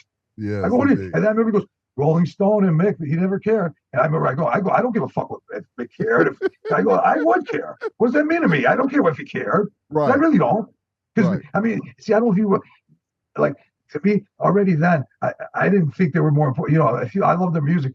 I never became the only rock star I would ever want to be, even to this day, if I was it would be Eddie Van Halen. Otherwise, I don't care. If I meet him like anybody else, it would never matter to me. You know what I mean? Right. And the older I get, it's more, I'm so not materialistic. I don't care about, if I was rich, man, if you told me I got a house here, I go, oh my God, who's going to take care of that shit? Right. All I want is enough money to have just minimal. I agree with you so much, man. Yeah, man, because life is like, that's having shit like that. Complication is simplicity is the best. It's the godly way, not godly. And because I was not religious, grew up Christian, Orthodox, but we never went to church, just on Easter and stuff. Right. And I remember early on, we did communion. I remember it bothered me that when they give it to me, you had to wait in line. And of course, yeah. Yeah, and I go, man, there's an old lady. We use the same spoon. Low robes, okay? And I remember telling my mom, why do they wear black robes like that, man? I go, first of all, I remember always telling I don't want to do that anymore because the black robes and stuff like it doesn't seem like something God would want, man. They look evil. Right. Right. I just get questioned, just like the marijuana thing. Why are you busting me, man? You're insulting me, man. I'm an adult. I can't smoke that thing that grows in the ground. What? I can't eat a tomato next? So the church thing started bothering me. And then after that, I became a teenager. I wrote, that's all garbage, especially the Catholic priests are raping kids left and right. You know what I mean? Goodness. So organized religion, those are just called. But thank God, again, now that I've learned, I researched for the last 10 years, everything that I felt uncomfortable with growing up, everything, man, I could list a million things. I know why exactly now. And I go, wow, I just knew it. You know what I mean? Because I know, there is a God. If you asked me this before the research 10 years ago, the deep research, I would have gone, I don't know, man. I don't think there is. I think those are all fairy tales. There's no way, right?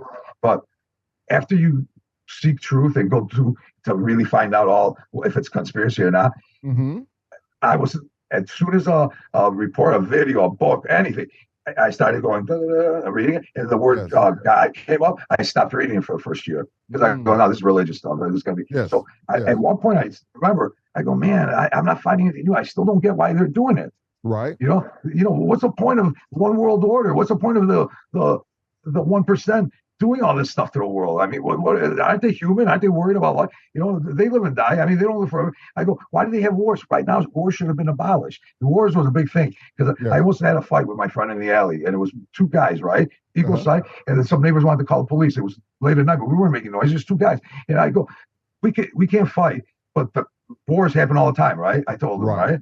I go, that's bullshit. But I was kind of buzzed, right? So right from that, I walked into my backyard because it was my alley. And I go, man, when's the last time we had world peace on earth like that? I kept looking. I go, those got to be. I couldn't find it, man. In America, I think the history where it was nothing like 7 or years at one point, barely. You know, even if they don't call them war, you know, wars, armies, right? And guess what? I go, that's not. There's something up. That really got me going. I go, because there had to be a group of people go, man, wars don't work. We see that. There had to be people going, let's just not having any wars for a while. You know, all the elite of the world. Let's, you know, where they meet in the secret Bohemian Groves or the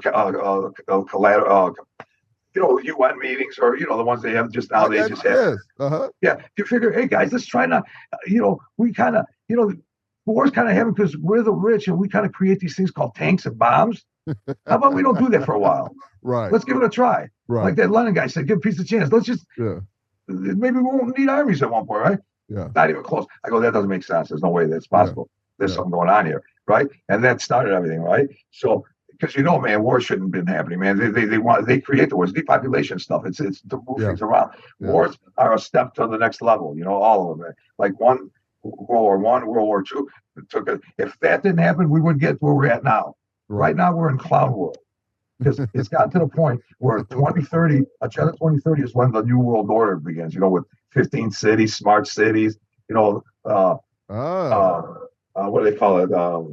And see, that's why I hate when I'm talking to somebody, I forget all these words, you know, when I know them by heart, and I know, like, you know, the UN, all that sustainable development, all that bullshit, you know. Yes. Look what they're pushing around now, smart cities, 15-minute cities, 15-minute cities.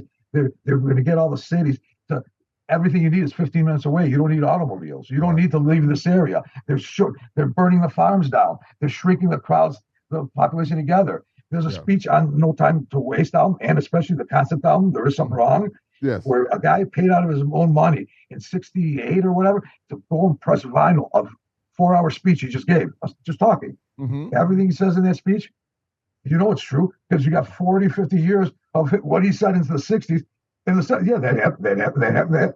That little guy must be a fortune teller, or we must start a religion on him, because that little man knew the future. Nostradamus, baby. No, real stuff. This blew Nostradamus away. Really? Yeah. Yeah. He even said they're going to divide people so much they're going to divide the gay communities. And at that point, I remember even 4 years ago, 5 years ago, like 20, when we put out the up, I was just thinking, how are they going to divide that? When, you know, because I analyzed that speech, everything is like 4 hours long, right? Yes. Look what they did now, LGBT, right? That wasn't existing 4 years ago. I go, if you listen to the speech right now, from then on, when you heard the speech, you go, oh my God, it's going to keep going because it's getting more intense now. Everything he says.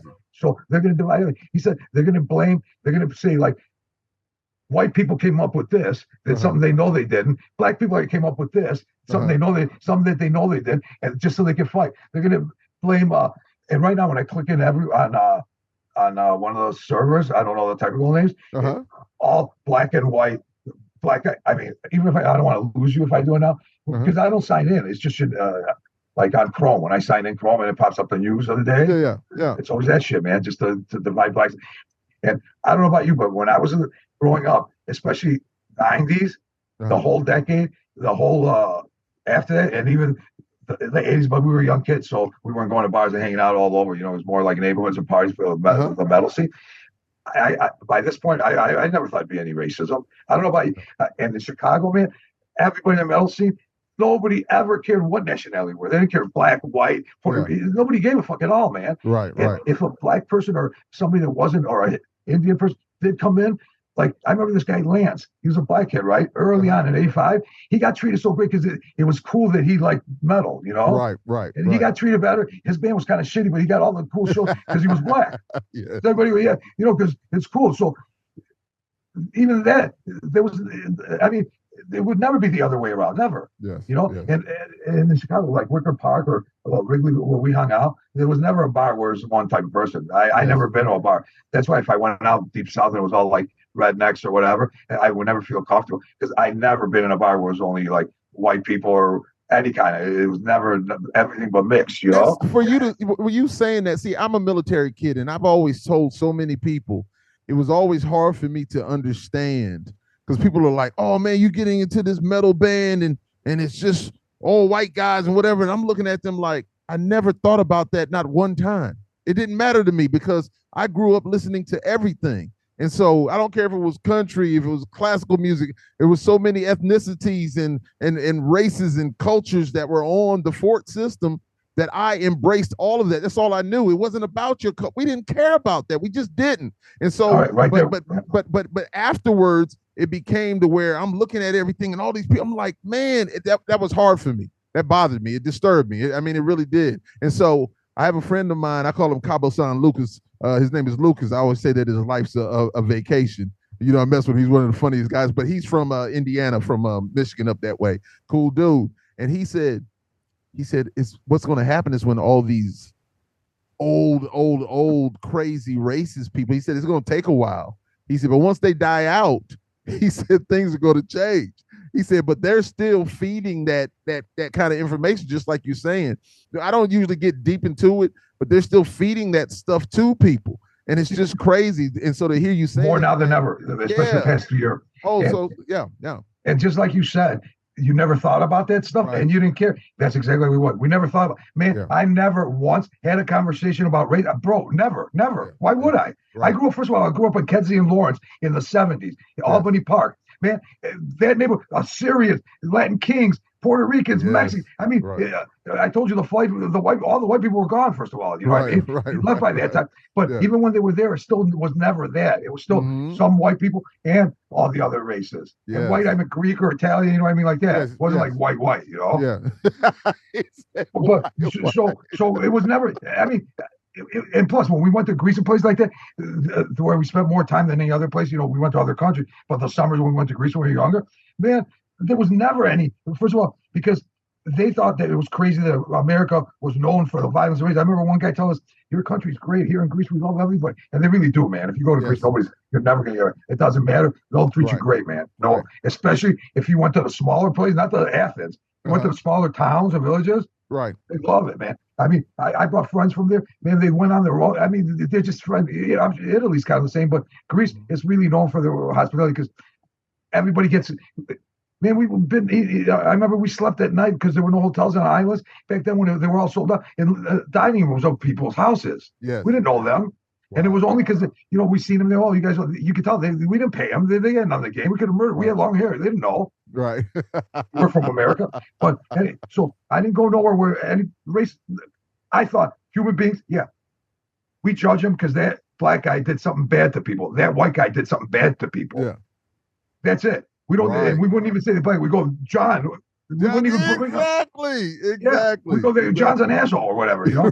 Right. And now when it's turned around like this, and plus with me, man, I don't know if you know this. I love rap too, you know. But I hate them rap now. You know what I mean? I hate them mumble rap. Yeah, I don't give a shit because I was arguing with my friend like this young generation of rap, man, with the skinny jean neck tattoos and everything.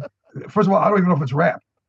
It's all like sad, emo sounding stuff, especially like Juice WRLD and stuff. I got a friend that's my age. When we started about Rush, my age, right? Yeah. I think I mentioned to you earlier, the guy that I made him by Van Halen. We connected this past year. Yeah. I made him by got arrested for wanting to see Van Halen back in 1980 in cafeteria in freshman year. I've been saying he thinks Juice WRLD's amazing. Because some girl was listening to it that he's in love with and left them. And I go, dude, it's the girl. Juice WRLD is not amazing, you know. And not only Juice WRLD, it gets even more like there's more underground, especially Chicago. You know what I mean, there's a lot of underground where there's no rhyme here. It seems like the auto tune, you know, it's just like almost like love auto tune talking. Right, indeed. Man, come on, watch the Chuck D, Public Enemy, man. One of the greatest bands.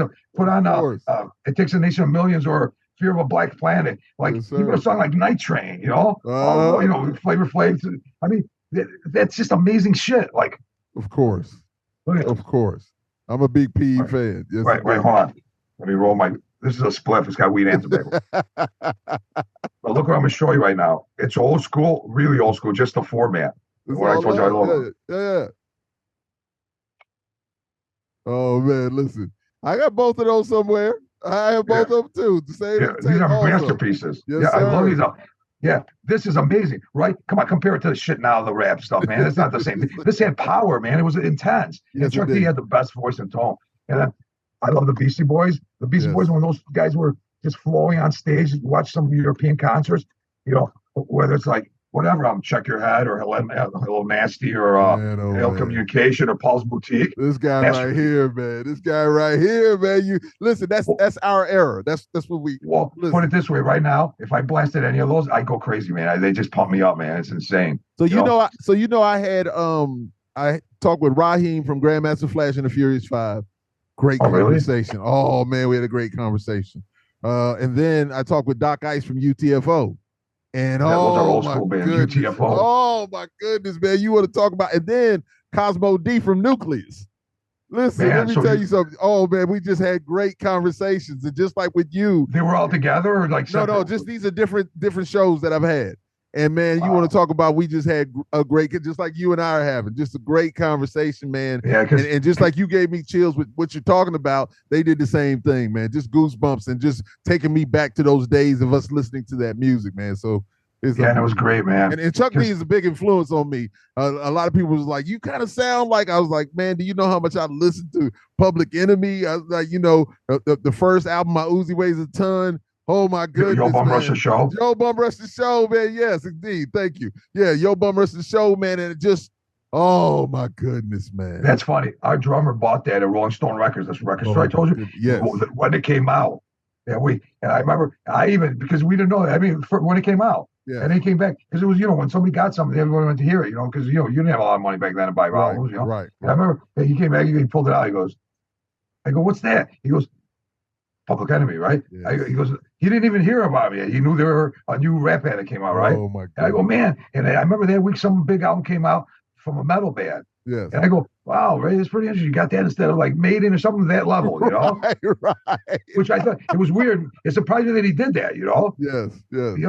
Especially that, because first of all, it was Public Enemy's first album, so we didn't even know how they even sounded. We're not from New York. Yes. And and then I got somehow I enjoyed that one, but I think the turntable, I just didn't buy that one right till later. I got I got the second album. It's the first one for me. Yes. And then I remember like telling Ray, like I heard the first one, I go, man, he didn't get the second one when it came out, I go, and I go, get that one, man, it's better. But I got it kind of, I remember that many years that he didn't go buy it when I was telling him it was better. I go, man, I'm telling you it's better. You bought the first one. You didn't even know what it was. I go, and you like it, man. Get the second one. Because I told you when I like something musically, I kind of push it. Yes. And since then, it was crazy because, man, it was just like, rap was just like, it's exciting to me. And it's just so weird because I think I listened probably certain points where I listened nothing but rap. Right. For years I didn't listen to metal, what I mean? Right. And I think I kind of got back into that mode where I was listening to other when The Game put out an album. Remember when he did the thing with 50 Cent? 50 Cent? Yeah, that was big. That was massive. Yeah. Yeah, around that time I really got back into rap. I remember I was hanging out with some guys in New York from XXL magazine. And it was a little bit after 9/11 because the streets were closed off, and then we tried to walk as close to the building so you could see down, all the smoke still and everything. Right. Because it happened September 11th. This was like October or something or whatever. Yeah. And I remember smoking weed with all those rap guys, the XXL, the writers from Magazine Editor. Yeah. And they took me to this place called Don. It's known. I keep forgetting the name. Don whatever. He's worked with everybody. And he had a club down there. And wait, what was I going to tell you? What other? Oh, that's what I was remembering. It was the DMX time. That's what I was trying to think. Whoa, the other third guy. And it was the DMX time. And I love DMX's album so much. He goes, what? Right. I was in a band called Stripping a Pistol, like I told you. And we got this song called Sunshine in the Rain. It was like a ballad where we almost signed to Columbia. Matt Pinfield, from MTV. He was the A&R guy that was going to sign us. But when he came to Chicago to sign us, he went on a gigantic coke binge. Wow. Where he disappeared. So he came to see us. And then when he was supposed to go back to New York on that week, my brother was calling New York the whole week. Columbia didn't know where he was. And then finally, we went and found him he never left the hotel. He was here. And my brother goes to the Hard Rock Hotel, the what do they call it? Those House of Blues. House of Blues. The whole House of Blues hotel in Chicago. There, it's right next to the hotel. He went up to his room, knocked on the door. Matt Pinfield opens up the door with his tidy whitey underwear, totally naked besides his underwear, crying, all sweaty. And on the phone was this guy, Rod McDermott, that managed Lincoln Park. That was his sponsor for drugs. So he called. So he spent like almost $10,000 that weekend at a hotel, all blown. Wow. So wow. I remember he brought him down to our car. My brother, when he got him down from the hotel, he was going, I mean, I'm gonna go back this week Monday. I'm going to, like he said, I'm going to be clean and everything. And it was almost Christmas time. He goes, then when we come back January, we'll sign the band and everything, and everybody will sing Stripping in the Pistol. He even said the head of the head of Columbia was talking about the song "Sunshine in the Rain." It was called, and that's what he was saying. But then that disappears. Whatever, the band that got the deal we were supposed to get was Coheed and Cambria, So he signed them after that drug thing, whatever. Something when he got back to California, somehow his wife, something happened where he didn't start right away. So it was like in March, and then whatever it is, that whole thing fucked that up for us. But on that song, during the chorus, I did the DMX. I go, what? I was throwing him in all over because of DMX. Imagine a ballad, kind of a quiet rock song, and I go, what? Listen, that's awesome. But let me ask you this though. So let me go back to There Is Something Wrong. So you guys seem to revisit the early days of Aftermath.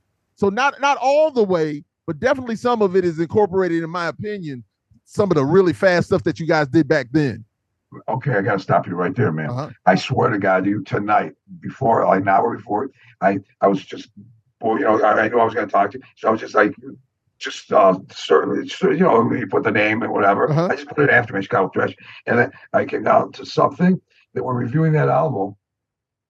And some guys loved Eyes of Tomorrow a lot. And they didn't think it was like that, some message board. And one guy goes, I don't know what you guys are complaining, man.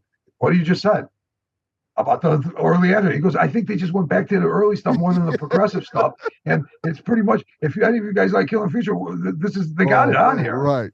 It's funny. Exactly. I never heard it before tonight. I read that. Yeah. And before you said it right now, nobody ever said it like that to me. Oh, man, that's real. Because I was just like, I'm telling you, I went in there and I dug into it and I was vibing, man. I was just like, oh, man. Smash Reset Control. That's total hardcore. Thrash. Right. Oh, by the way, all three albums, the cigarette stuff. All three albums it's kind of a trilogy. Eyes of Tomorrow, There Is Something Wrong, and No Time to Waste. Right. Indeed. And when you said earlier the titles with the lyrics, believe it or not, all the lyrics positive for everything. Yeah. The title, like I'm Killing the Future, chaos, no more reason, no more logic, no more thought, no more life, running rampant, going crazy, acting foolish, killing the future. Yeah. Look what I'm saying. I'm saying society is going to get so stupid they're not going to believe facts. So they're going to get so dumb that you're going to lose the world because you won't, if you can't prove a fact.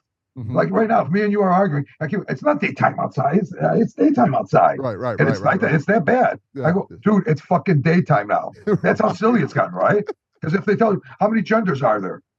2? Oh, no, there's 17. Well, on Facebook, they got 95 written. I'll tell you, well, if somebody said that to me, well, if you don't bring in front of me gender number 3, 4, and 5, in the next hour, I'll give you a day, I'm going to slap the shit out of you, dude. Because you're telling me, don't believe what you see. You're telling me what I see with my own eyes, I'm wrong. Yeah. And that was part of the preemptive program where they started making people with a Mandela effect and bullshit conspiracy stuff where they weren't believing stuff anymore. They're tricking their mind, gaslighting them in a different way. Yes. Just like they did with MK Ultra stuff where, how about this one thing? I don't know, conspiracy. Laurel Canyon in '69 influenced the whole country, the hippie movement, right? That's where it all came from, right? The Hills over there, singer-songwriters, the Doors, Jefferson Airplane, Grateful Dead, all from the same area. Yes. Every one of those. Remember, I told you about Morrison's dad, right? Yes. Well, imagine back then, all the hippies go, "Your hero, Jim Morrison. His father is doing all the killing of your friends." Right. Indeed. That's why back then Morrison would go, "My family's dead."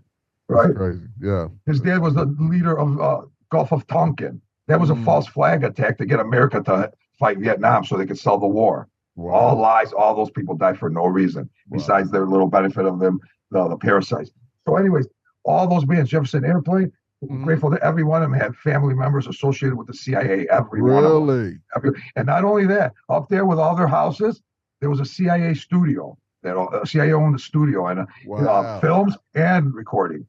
Wow. So again, coincidence. Why would the evil organization go up there with the musicians? Oh, not only that, the CIA hired, well, who created LSD, all those famous road trips are passing out the tabs. CIA. Why did they do that? Because just like they tried to destroy the family, break the bond, send out the women. Women, no, you guys don't need no families. Go out and work. That's why all the women that never had kids and now 50 years old alone and they made some money in some corporation, they're all depressed. Yeah, I feel you. Because basically, this is what they're doing. They're everything natural that's God made, they invert it. They want you to take their stuff, the unnatural stuff. Yeah. Everything. So in a way, what they're doing is so simple, man. They want you to be bad. That's it. They want you to become. They want you just like you're a bad kid and you want another kid to play with and make him a bad kid. Yeah. That's all they want you to do on your own. They don't want like I like doing bad stuff. You know what I mean? Look how schemes. Plots and schemes, man. On a large, on a gigantic level. Every single thing, bro. Name any conspiracy event. I'll tell you how it happened. Every one of them. I'm not even kidding. I wish it wasn't like every one of them. First of all, in that speech back then, he said it from back then. There's 3 world wars planned. The people inside knew there'd always be 3. That's why on the song "Give Peace a Chance," on the 4th verse, the John Lennon song. That's the only cover we ever did. On the end of the 4th verse, John Lennon. When we were about to record, I go, man, there's a problem. I go, now I'm thinking about the 4th verse. Lennon's just thanking all his friends in the room. Because he did that acoustically first. He was anti-war. Remember, he had a press conference where they in bed. That's where it came from. So I didn't want to. It'd be kind of crazy to be singing John Smith. You know what I mean? The other verses are masturbation, flagellation, demolition. It's almost like rap the way I did it. You know what I mean? United Nations, congratulations. So he's basically he knows. Why do you think he's dead? He knows this shit. I got you. So that 4th verse. When I decided, I named all the wars America was in. I go, the first one, man. Anyways, when you listen to "Give Peace a Chance," the 4th verse, I name all the words.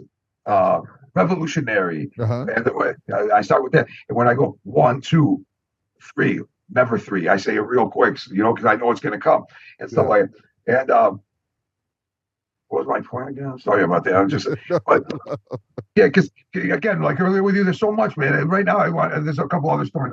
Well, I'm gonna say something to you. You need to. We're gonna get close. I'm gonna wrap this up here in a sec. But what I want to do is, you come back, man, one day when you have some free time, and let's just talk about. I want to sit and listen to you speak about these conspiracy theories. I want to talk about it. You got a lot to say about it, and I want to hear it. I want to know just exactly what you think. So we'll make it if you're cool with that. We'll make it sometime where we can have that conversation together. I'll do it good, man. Because again, see, when I say this next thing, I'm so worried. When I see somebody lying, I can tell right away. When I get the feeling, right? To the point when we were looking to get a house, we went into a bank, and I wanted to get out of the room. All Bank was called our old neighborhood before we moved to this neighborhood. My mom was gonna get money, and I didn't like the guy. The next day he was arrested, and it was on the news. I remember for something he did at the bank embezzling. Right? That's dumb. It doesn't matter about that. But I'm saying I always get this feeling, right?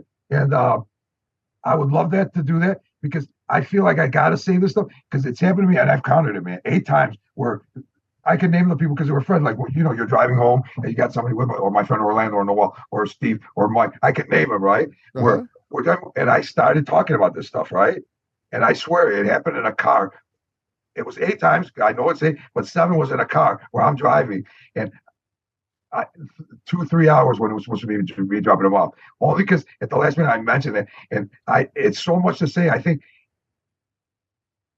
man, how can I say this? I hate it. It bothered me too, but I almost felt like all the other 7 people. I said it, but when I get on a roll, I feel like it's just them. I wish more people could hear it. Right. You know what I'm saying? Because I feel like I got cotton mouth. I was just dropping them off. I'm all sweaty now. My butt's hurting from sitting in the car I'm not even graduate. Later, I'll talk to you. Oh yeah, those papers have been, and then all of them, man, they just sat and listened. Right. I mean, and then they didn't stop, and I kept going because the 10 years, especially when I've been these past 10 years, especially I've been more when I was reaching like my 20s and 30s, I was never in my house, man. Another not exaggeration, since I turned 21, not before, from the day I turned 21, 7 nights a week, I was out every night. Never. Right. Because it was a way of life. I never thought of that's how I lived. Gotcha. Until about 10 years ago, all this stuff came together with that fight, researching things. really getting into deep research. So that's the first time in my life where I didn't have a lot of people around me every night. So even the friends that I'm telling about, I wasn't seeing them every night. Right. And it got less and less, and to the point now, I might see something. I want to tell people, and I don't go online and just say everything. And I feel people should know is what I'm saying. So what you just said, I'd love to do that, man. Hey, man. So we'll make sure, and I'll make sure I keep up with Shauna. I just listen. Next time Charlie's available, let's get together and let's do something and have that conversation specific. Exactly, and they'll be you can even map it out if you want. And if you got questions, like if you whatever you're questioning, like you don't know whatever event that you question, put it down and then ask me those questions. I'll explain exactly how it happened. Charlie, all right, well, how did this go? There's always been a conspiracy, blah blah blah. What do you got to say about that? And I'll explain anything, man. I got you. Yeah, that's the format that we're going to go with. I appreciate you saying that. Yeah, because that sounds. Go ahead. That sounds like. Hey, do you ever come to Chicago?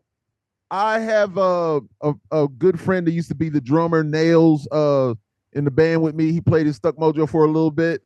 Nails, he lives right outside Chicago. So I think Nails. I don't know him, but I think he hung out in the city. Because he used to play for a while, right? He used to play in the band Sand Frog with Scott Spezio also.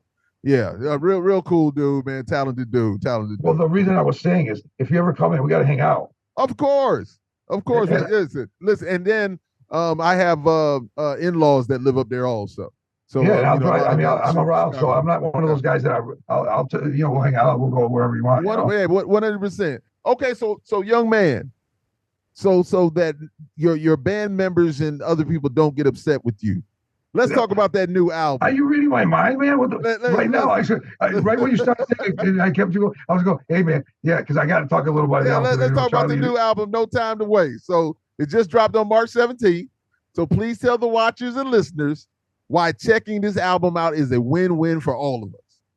Because when we made the concept album and we were pointing out, identifying the enemy, that album, there was something wrong. You get a dark feeling from it. The interludes, the noise. You get a feeling of it's chaotic. You know what I mean? Yes. Even the way it begins. Can you feel it? That's my niece when she was a little girl on the beginning.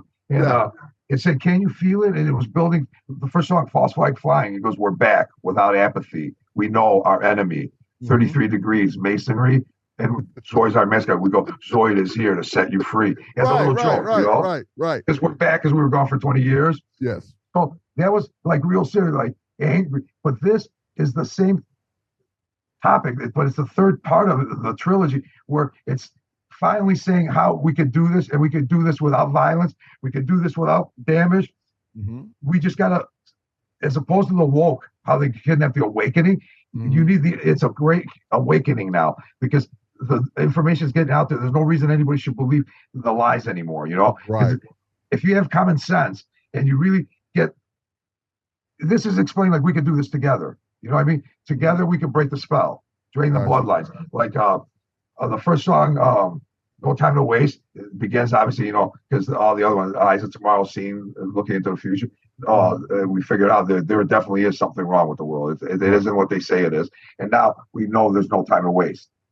First of all, just do good and be good. And the second song, Original Instructions, basically describes how you kind of like were given a sleight of hand and you were like kind of like tricked into falling into this corporate system without realizing it. And it talks all about the parasitic bloodlines creating the rules.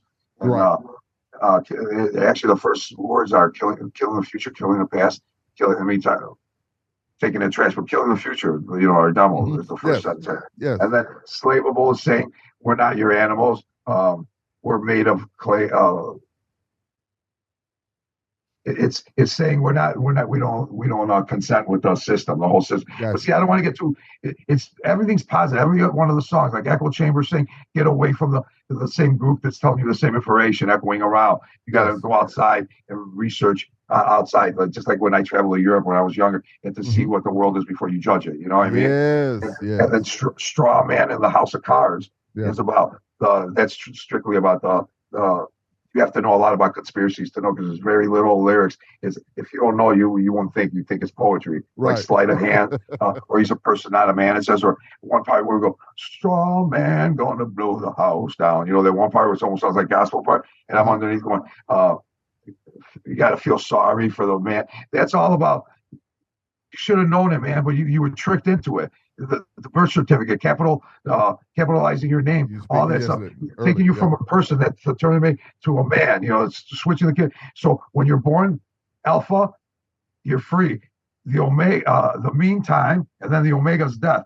You signed over your whole meantime, your whole middle. Hey, you know, and that's why they even changed the time of birth to being 1 year old. The real way you're supposed to do it is when you're in the belly is the one. You're supposed to count it from that. Right. I got you. And that's with numerology, because everything is codes, everything, and it's rituals. And the reason you believe in God too, this should tell you, is why do the people that run the world, the so-called masters of mankind, have rituals? And you can't say they don't. How can you say that they believe in the devil? Well, maybe because all the elite men meet at Bohemian Grove once a year outside of San Francisco in the woods for 2 weeks, and they worship fucking satanic Horus in black gowns, and they do a human sacrifice called cremation of care, because they have all the burden of the world in their shoulders because they're the masters. Wow. It's no Bohemian Grove. I mean, look at the picture. Just go Bohemian Grove and Google. Look what comes up.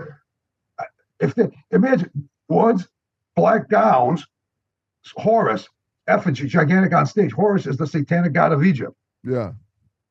I can't wait till we have that conversation, man. I'm telling you, I got. Well, finish up. No, finish up. I'm sorry. Yeah, and even the word conspiracy theorist, right? There, right? Well, I'm going off with this, but CIA, correct?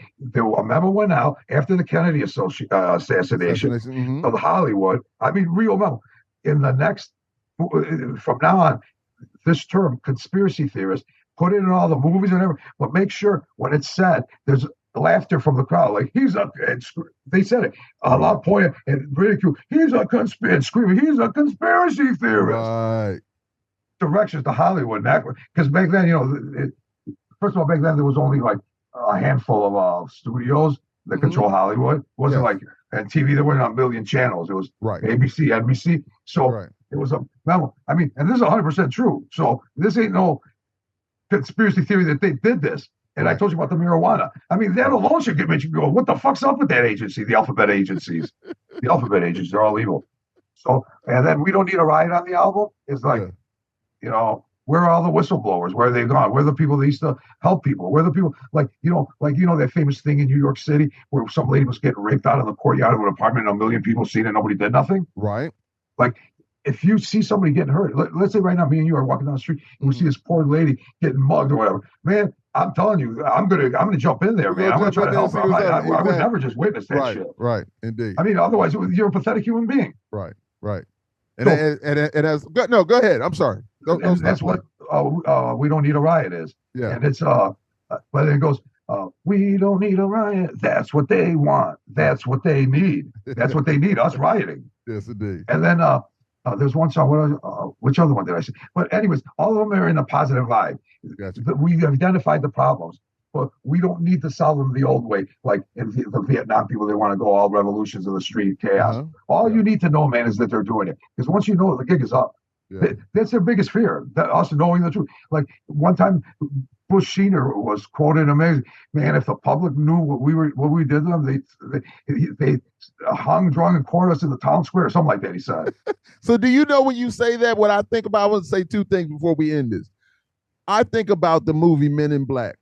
When Tommy Lee Jones tells Will Smith, he said, "No, if the public knew what was going on, it'd be chaos and craziness." I'm paraphrasing, but he'd be like, it'd be chaos because they're not understanding what's going on. That's one thing I always say, like, that means something. I don't know if people are really paying attention to that. It means something.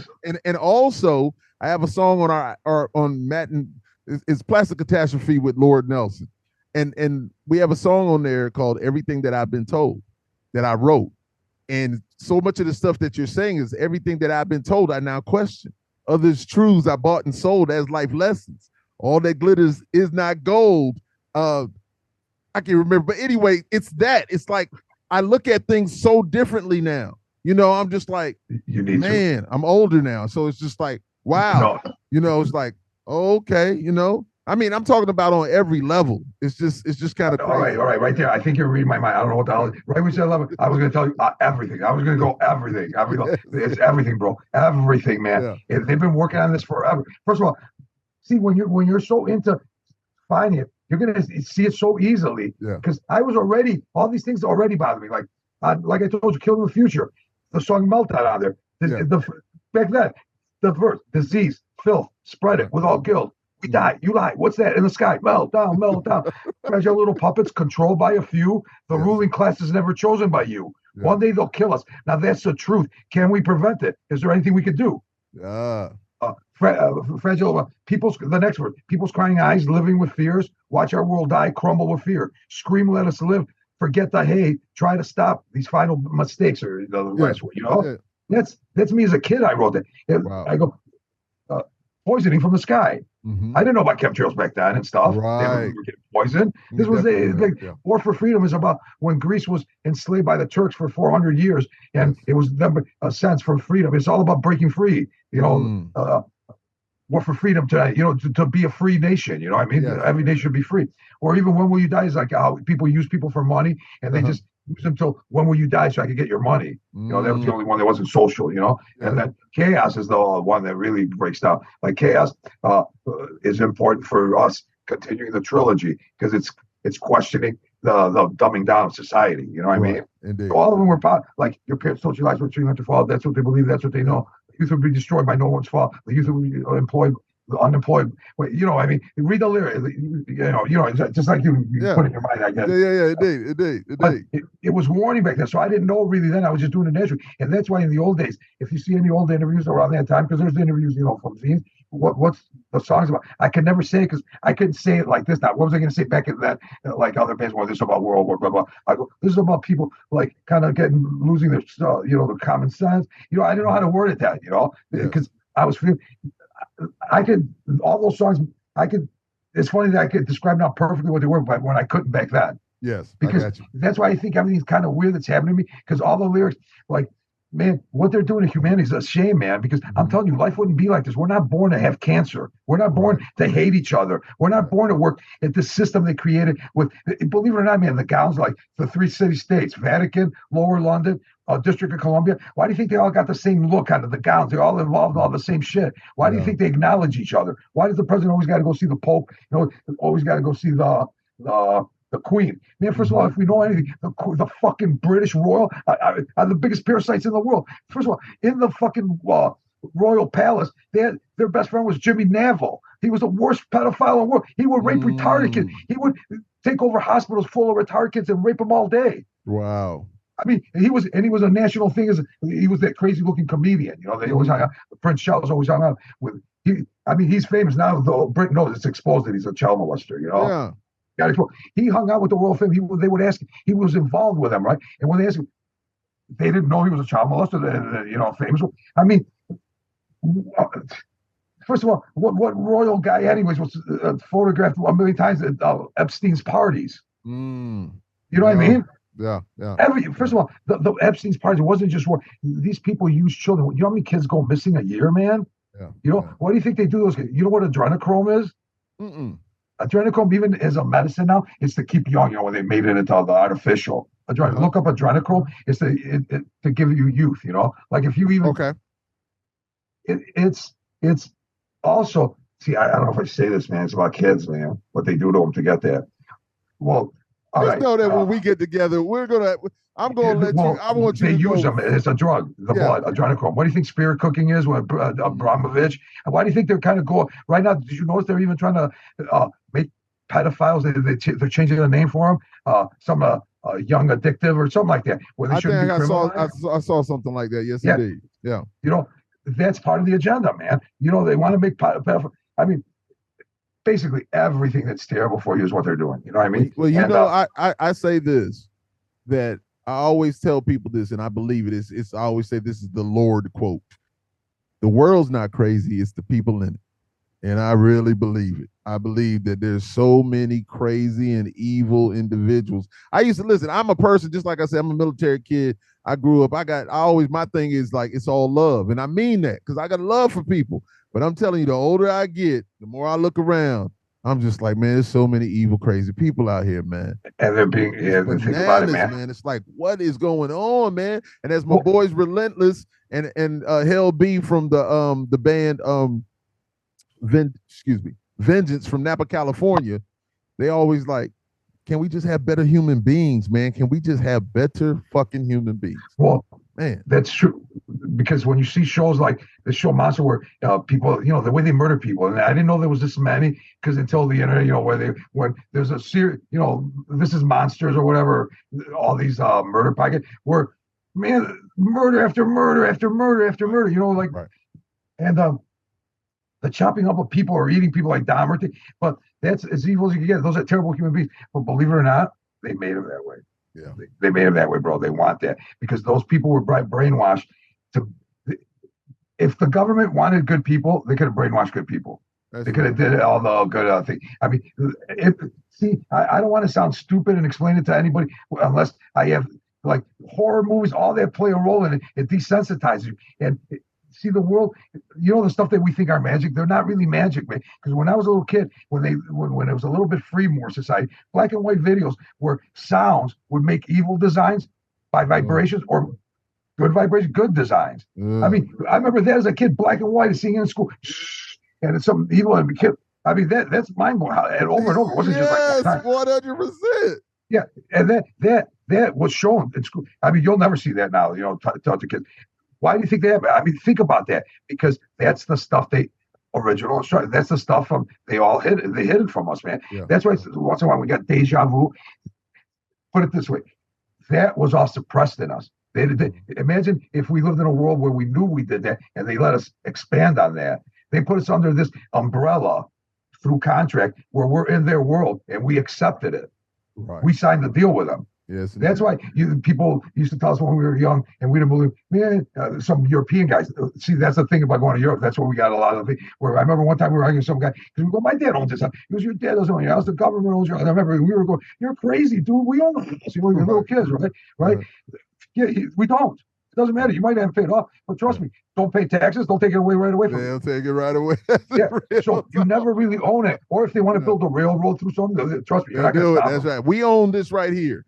Yeah, we still own this no matter what. Yeah, this is for the government here. Yes, it's debt slaves. They create, and through that, it's the Federal Reserve. First of all, when you tell people, I remember my brother's in law school. Well, now I think anybody who goes through universities, I mean, if they're idiots right away, because you got to deprogram them. Because to make it through that, they teach you what they want you to know. You know what I mean?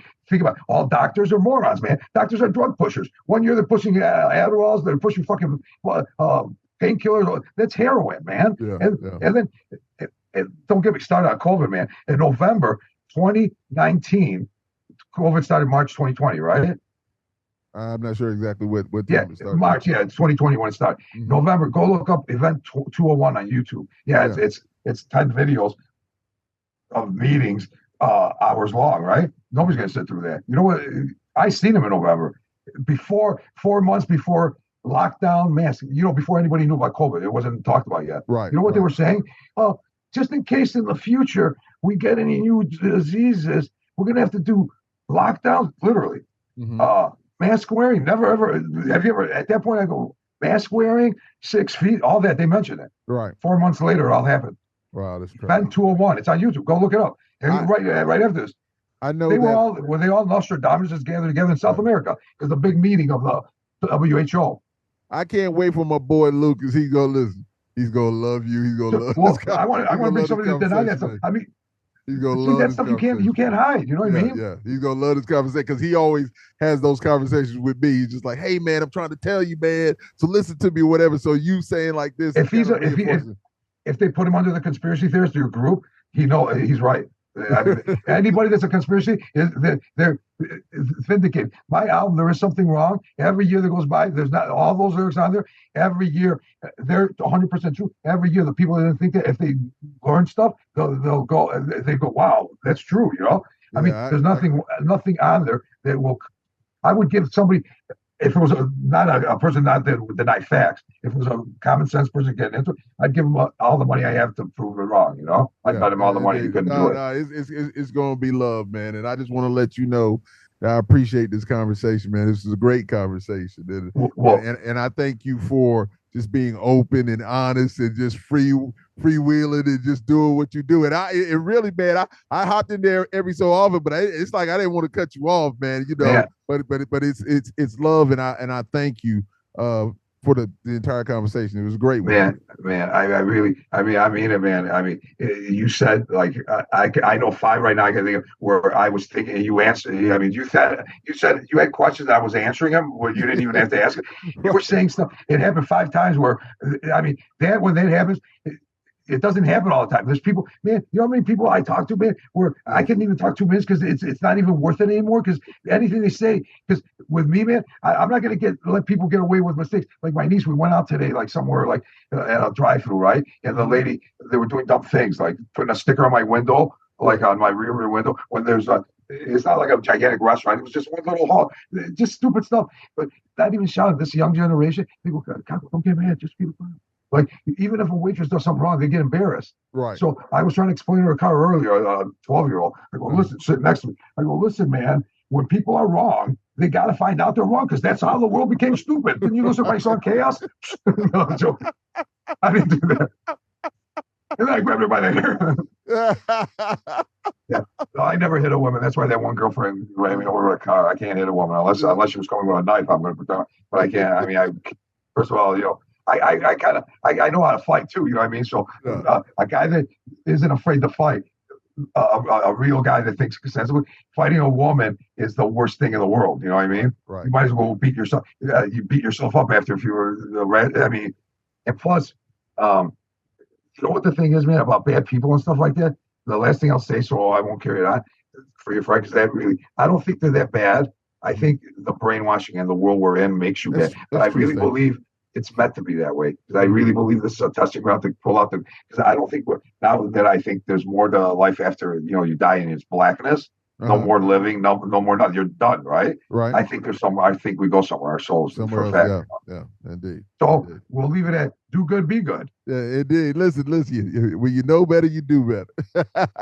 Well, doesn't it feel good not to lie? Doesn't it feel good to be a good human being? I think that is a great thing. I really pride myself in, you know, doing my best to be the best person that I can, man. And I know you don't. Yeah, a lot of people don't understand how I'm just like, you know, I just take things. I was just like, well, man, I'm not trying to live in that world there. I'm not trying to live in that world there. But I like knowledge and information, and you've given a lot of it. That's why I said, you know, I welcome you to have another conversation with me just about that stuff. Man. I think it'd be very, very good. So, well, first of all, we're born a year apart, and that would be something we didn't need to rely on that at all. Yeah, right. Like, you know, talk about. So with you, man, see, I know you're not a conspiracy theorist. You're not like a me or like that. But I could tell, plus the vibe I get from you, right? But I could tell you're not the kind of guy, you got enough common sense. When you start hearing enough stuff like that, you're going to go, that's right. That doesn't make sense, man. Right, indeed. You know, the ridiculous. I mean, come on. We stopped believing in Santa, right? That was crazy, right? You imagine if you're an adult. You know, this guy comes in through the chimney and where'd you get? I mean, kids should figure it out by at least I'd hate to see my niece, now if she was 11, going, yeah, I can't wait for a Santa bring me stuff. But what are you talking about, man? Your dad gets you that stuff. Right? It's just, that's as silly as you laugh as me. You know, one time there's going to be, buildings don't fall like this. It's impossible. Thousands of architects said it. But one day in New York City, 3 buildings fell the same way that never happened in history. Right, indeed. You know what I mean? Stuff like that. That is funny. Well, let me ask you this. I asked this question for everybody. It's last question. What is the last song you listened to? You see, they got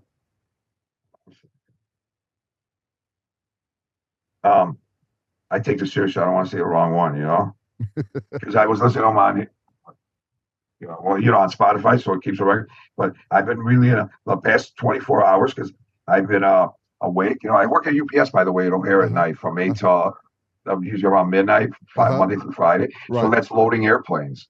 So I got earbuds on. So music, you know, come on, you know, that's best for music. So it's got the last things I listen. You know what I really love, man, out of the last couple stuff, and it wasn't the last song, is that last Maiden album. Last Iron Man, you like that? Yeah. Well, I I stopped liking any Maiden albums after Power Slave, for sure. Oh, wait, Power Slave.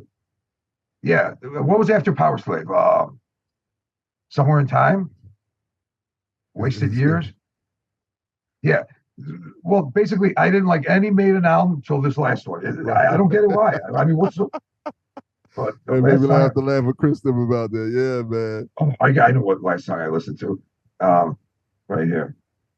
By the Stones, man. Do you like the Rolling Stones? Yeah, of course. Yeah. I listen to actually what's it called? Here's the title. It's on Go Ahead Soup. I listen to 100 Years. 100 Years was the last one. 100 Years. I like to ask that question because somebody might come up with something I haven't heard before. I want to go out there and listen to it. Have you ever heard 100 Years? I'm not sure. I'm gonna have to go. I'm gonna go peep it out here in a second. You might never hear, but look, you'll get the vibe right away how killer it is, man. Listen.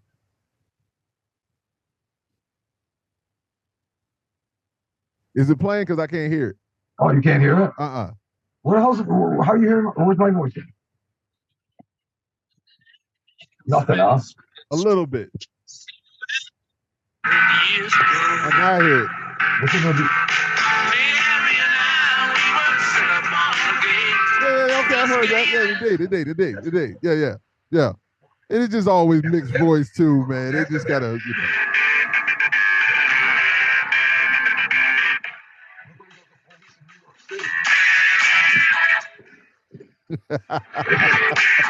I just love the song. Listen when he goes, the police in New York City.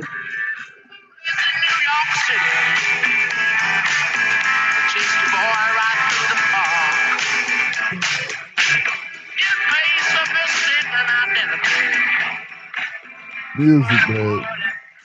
What's better than music, man? Come on, man. I love it. There's this ZZ Top song. It's called, I don't know if you ever heard it. I'm not a big ZZ Top fan, but it's called, it's so fucking cool, man. Everybody I play this, everybody. Like, first of all, everybody goes, who is it right away when I play? I was in the parking lot the other day, blasting it because I took my mom shopping. I was waiting outside in my car. Yeah. Some guy I don't know, he goes, hey, who is this, man? I go, ZZ Top. He goes, oh, yeah. I mean, this song is called Master of Sparks. Master of Sparks. You ever heard it? I don't know if I heard that. Listen to this.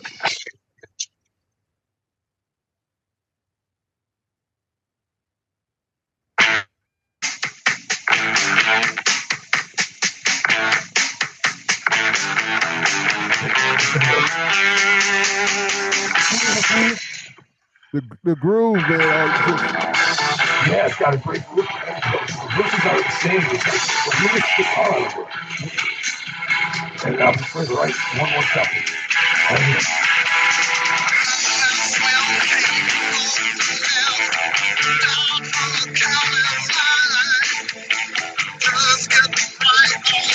Yeah, see how I see it? It's actually about a story about their friend that got stuck in the back of a truck and Master of Sparks because he had something out of it. It was sparking when it hit cement, like a steel. Yeah, right. Some crazy story like that. What the hell was that about? But kick-ass song.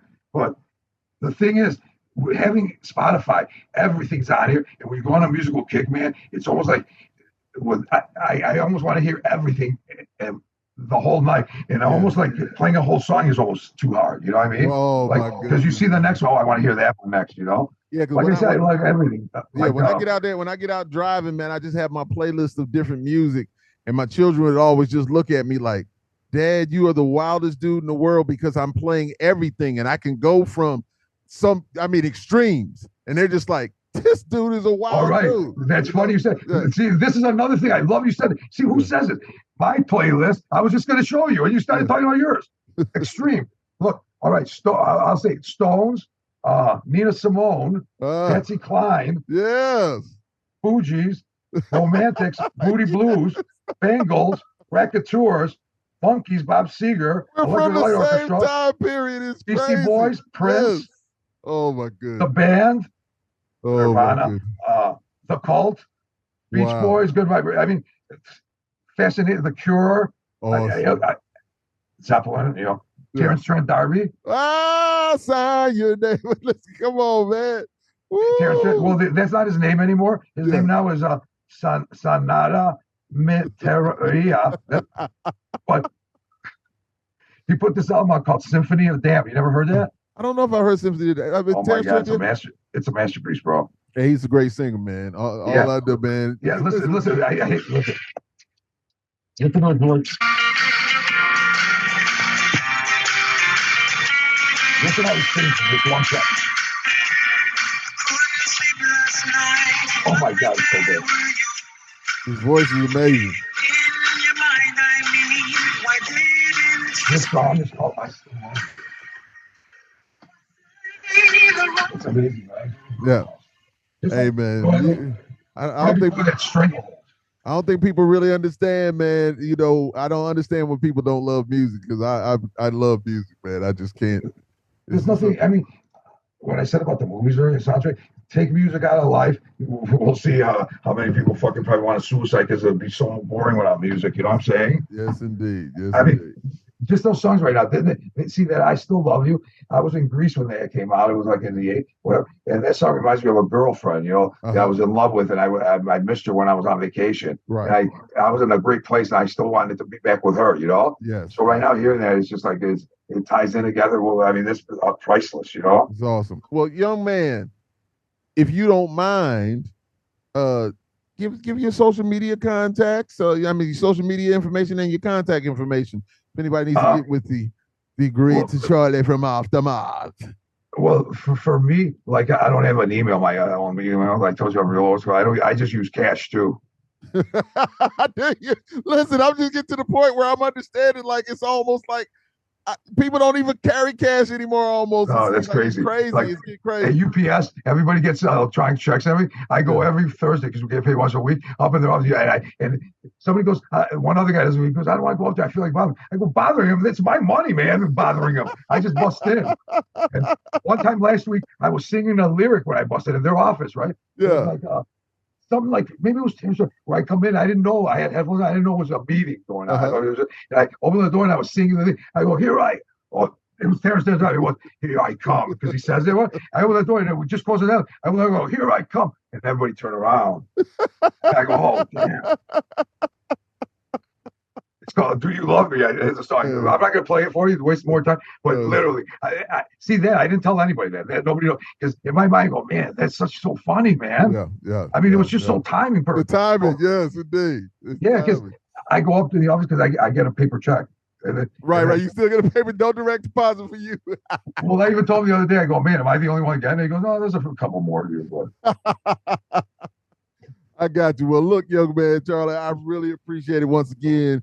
We will get back together as soon as possible and have another great conversation, man. Well, for that, I want you to, for that, for be serious. Just whatever you have questioning, I want to give you the real answer. I won't even smoke for that. I'll be real, focused. Listen, I'm on it, and it's going to be a great time and a great conversation, man. And once again, I really appreciate it. I thank you for your time. I thank you, man. This was a pleasure, man. Oh, man, this is great, man. I just wish you lived in the city so we could hang out. Yeah, indeed, man. No doubt about it, man. Well, listen, we'll have to make that happen still, man. It's going to be love, man. It's all love. It really is. And if we happen to tour, because, we'll see what shows we're doing the Metal Fest, the Milwaukee one on Saturday. You're not going to be in Milwaukee for the Metal Fest, are you? You said the thing Jamie Josta's doing, Hey Breed, he bought the name Metal Fest, Milwaukee. So you said, it's in Milwaukee. When is it? It's March. Well, let me tell you exactly.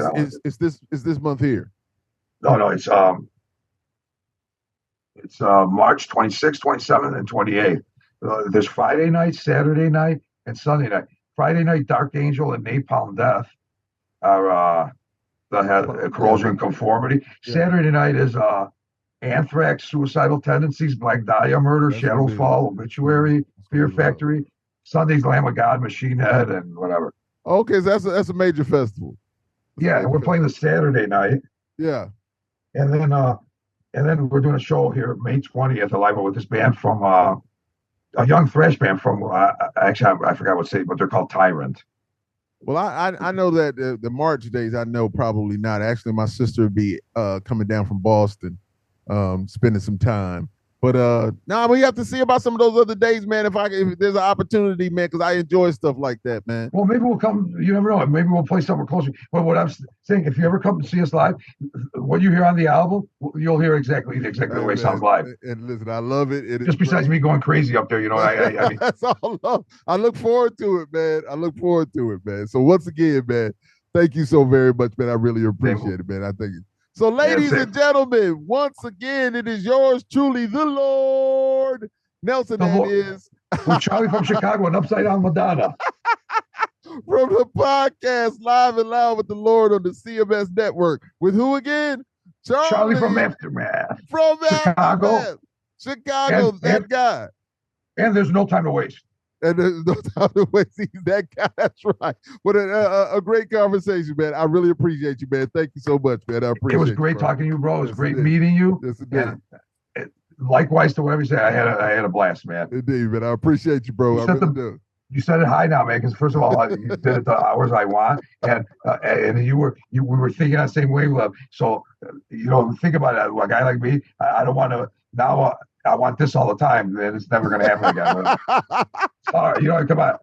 And listen, what are the chances on that? You're saying the same thing. I want individuals just like you too, man. So that's love, man. So we got a respect for each other, man. That's love, man. No doubt. Well, yeah, because man, just be good, man. Don't lie to people. Right. And first of all, lying's confusing, man. Who wants to deal with it? And just be a good person, man. Yes, sir. All right, it's a pleasure, and we'll talk again soon. And let me know whenever you want me to do the conspiracy. I will. I'll reach out to Sean and let me know. Yes, indeed. Later, Lord. All right, man. Be good, Charlie. You too. All right, peace. It's time to treasure. It's time to treasure. It's time to treasure. You better be real clear. This will the road.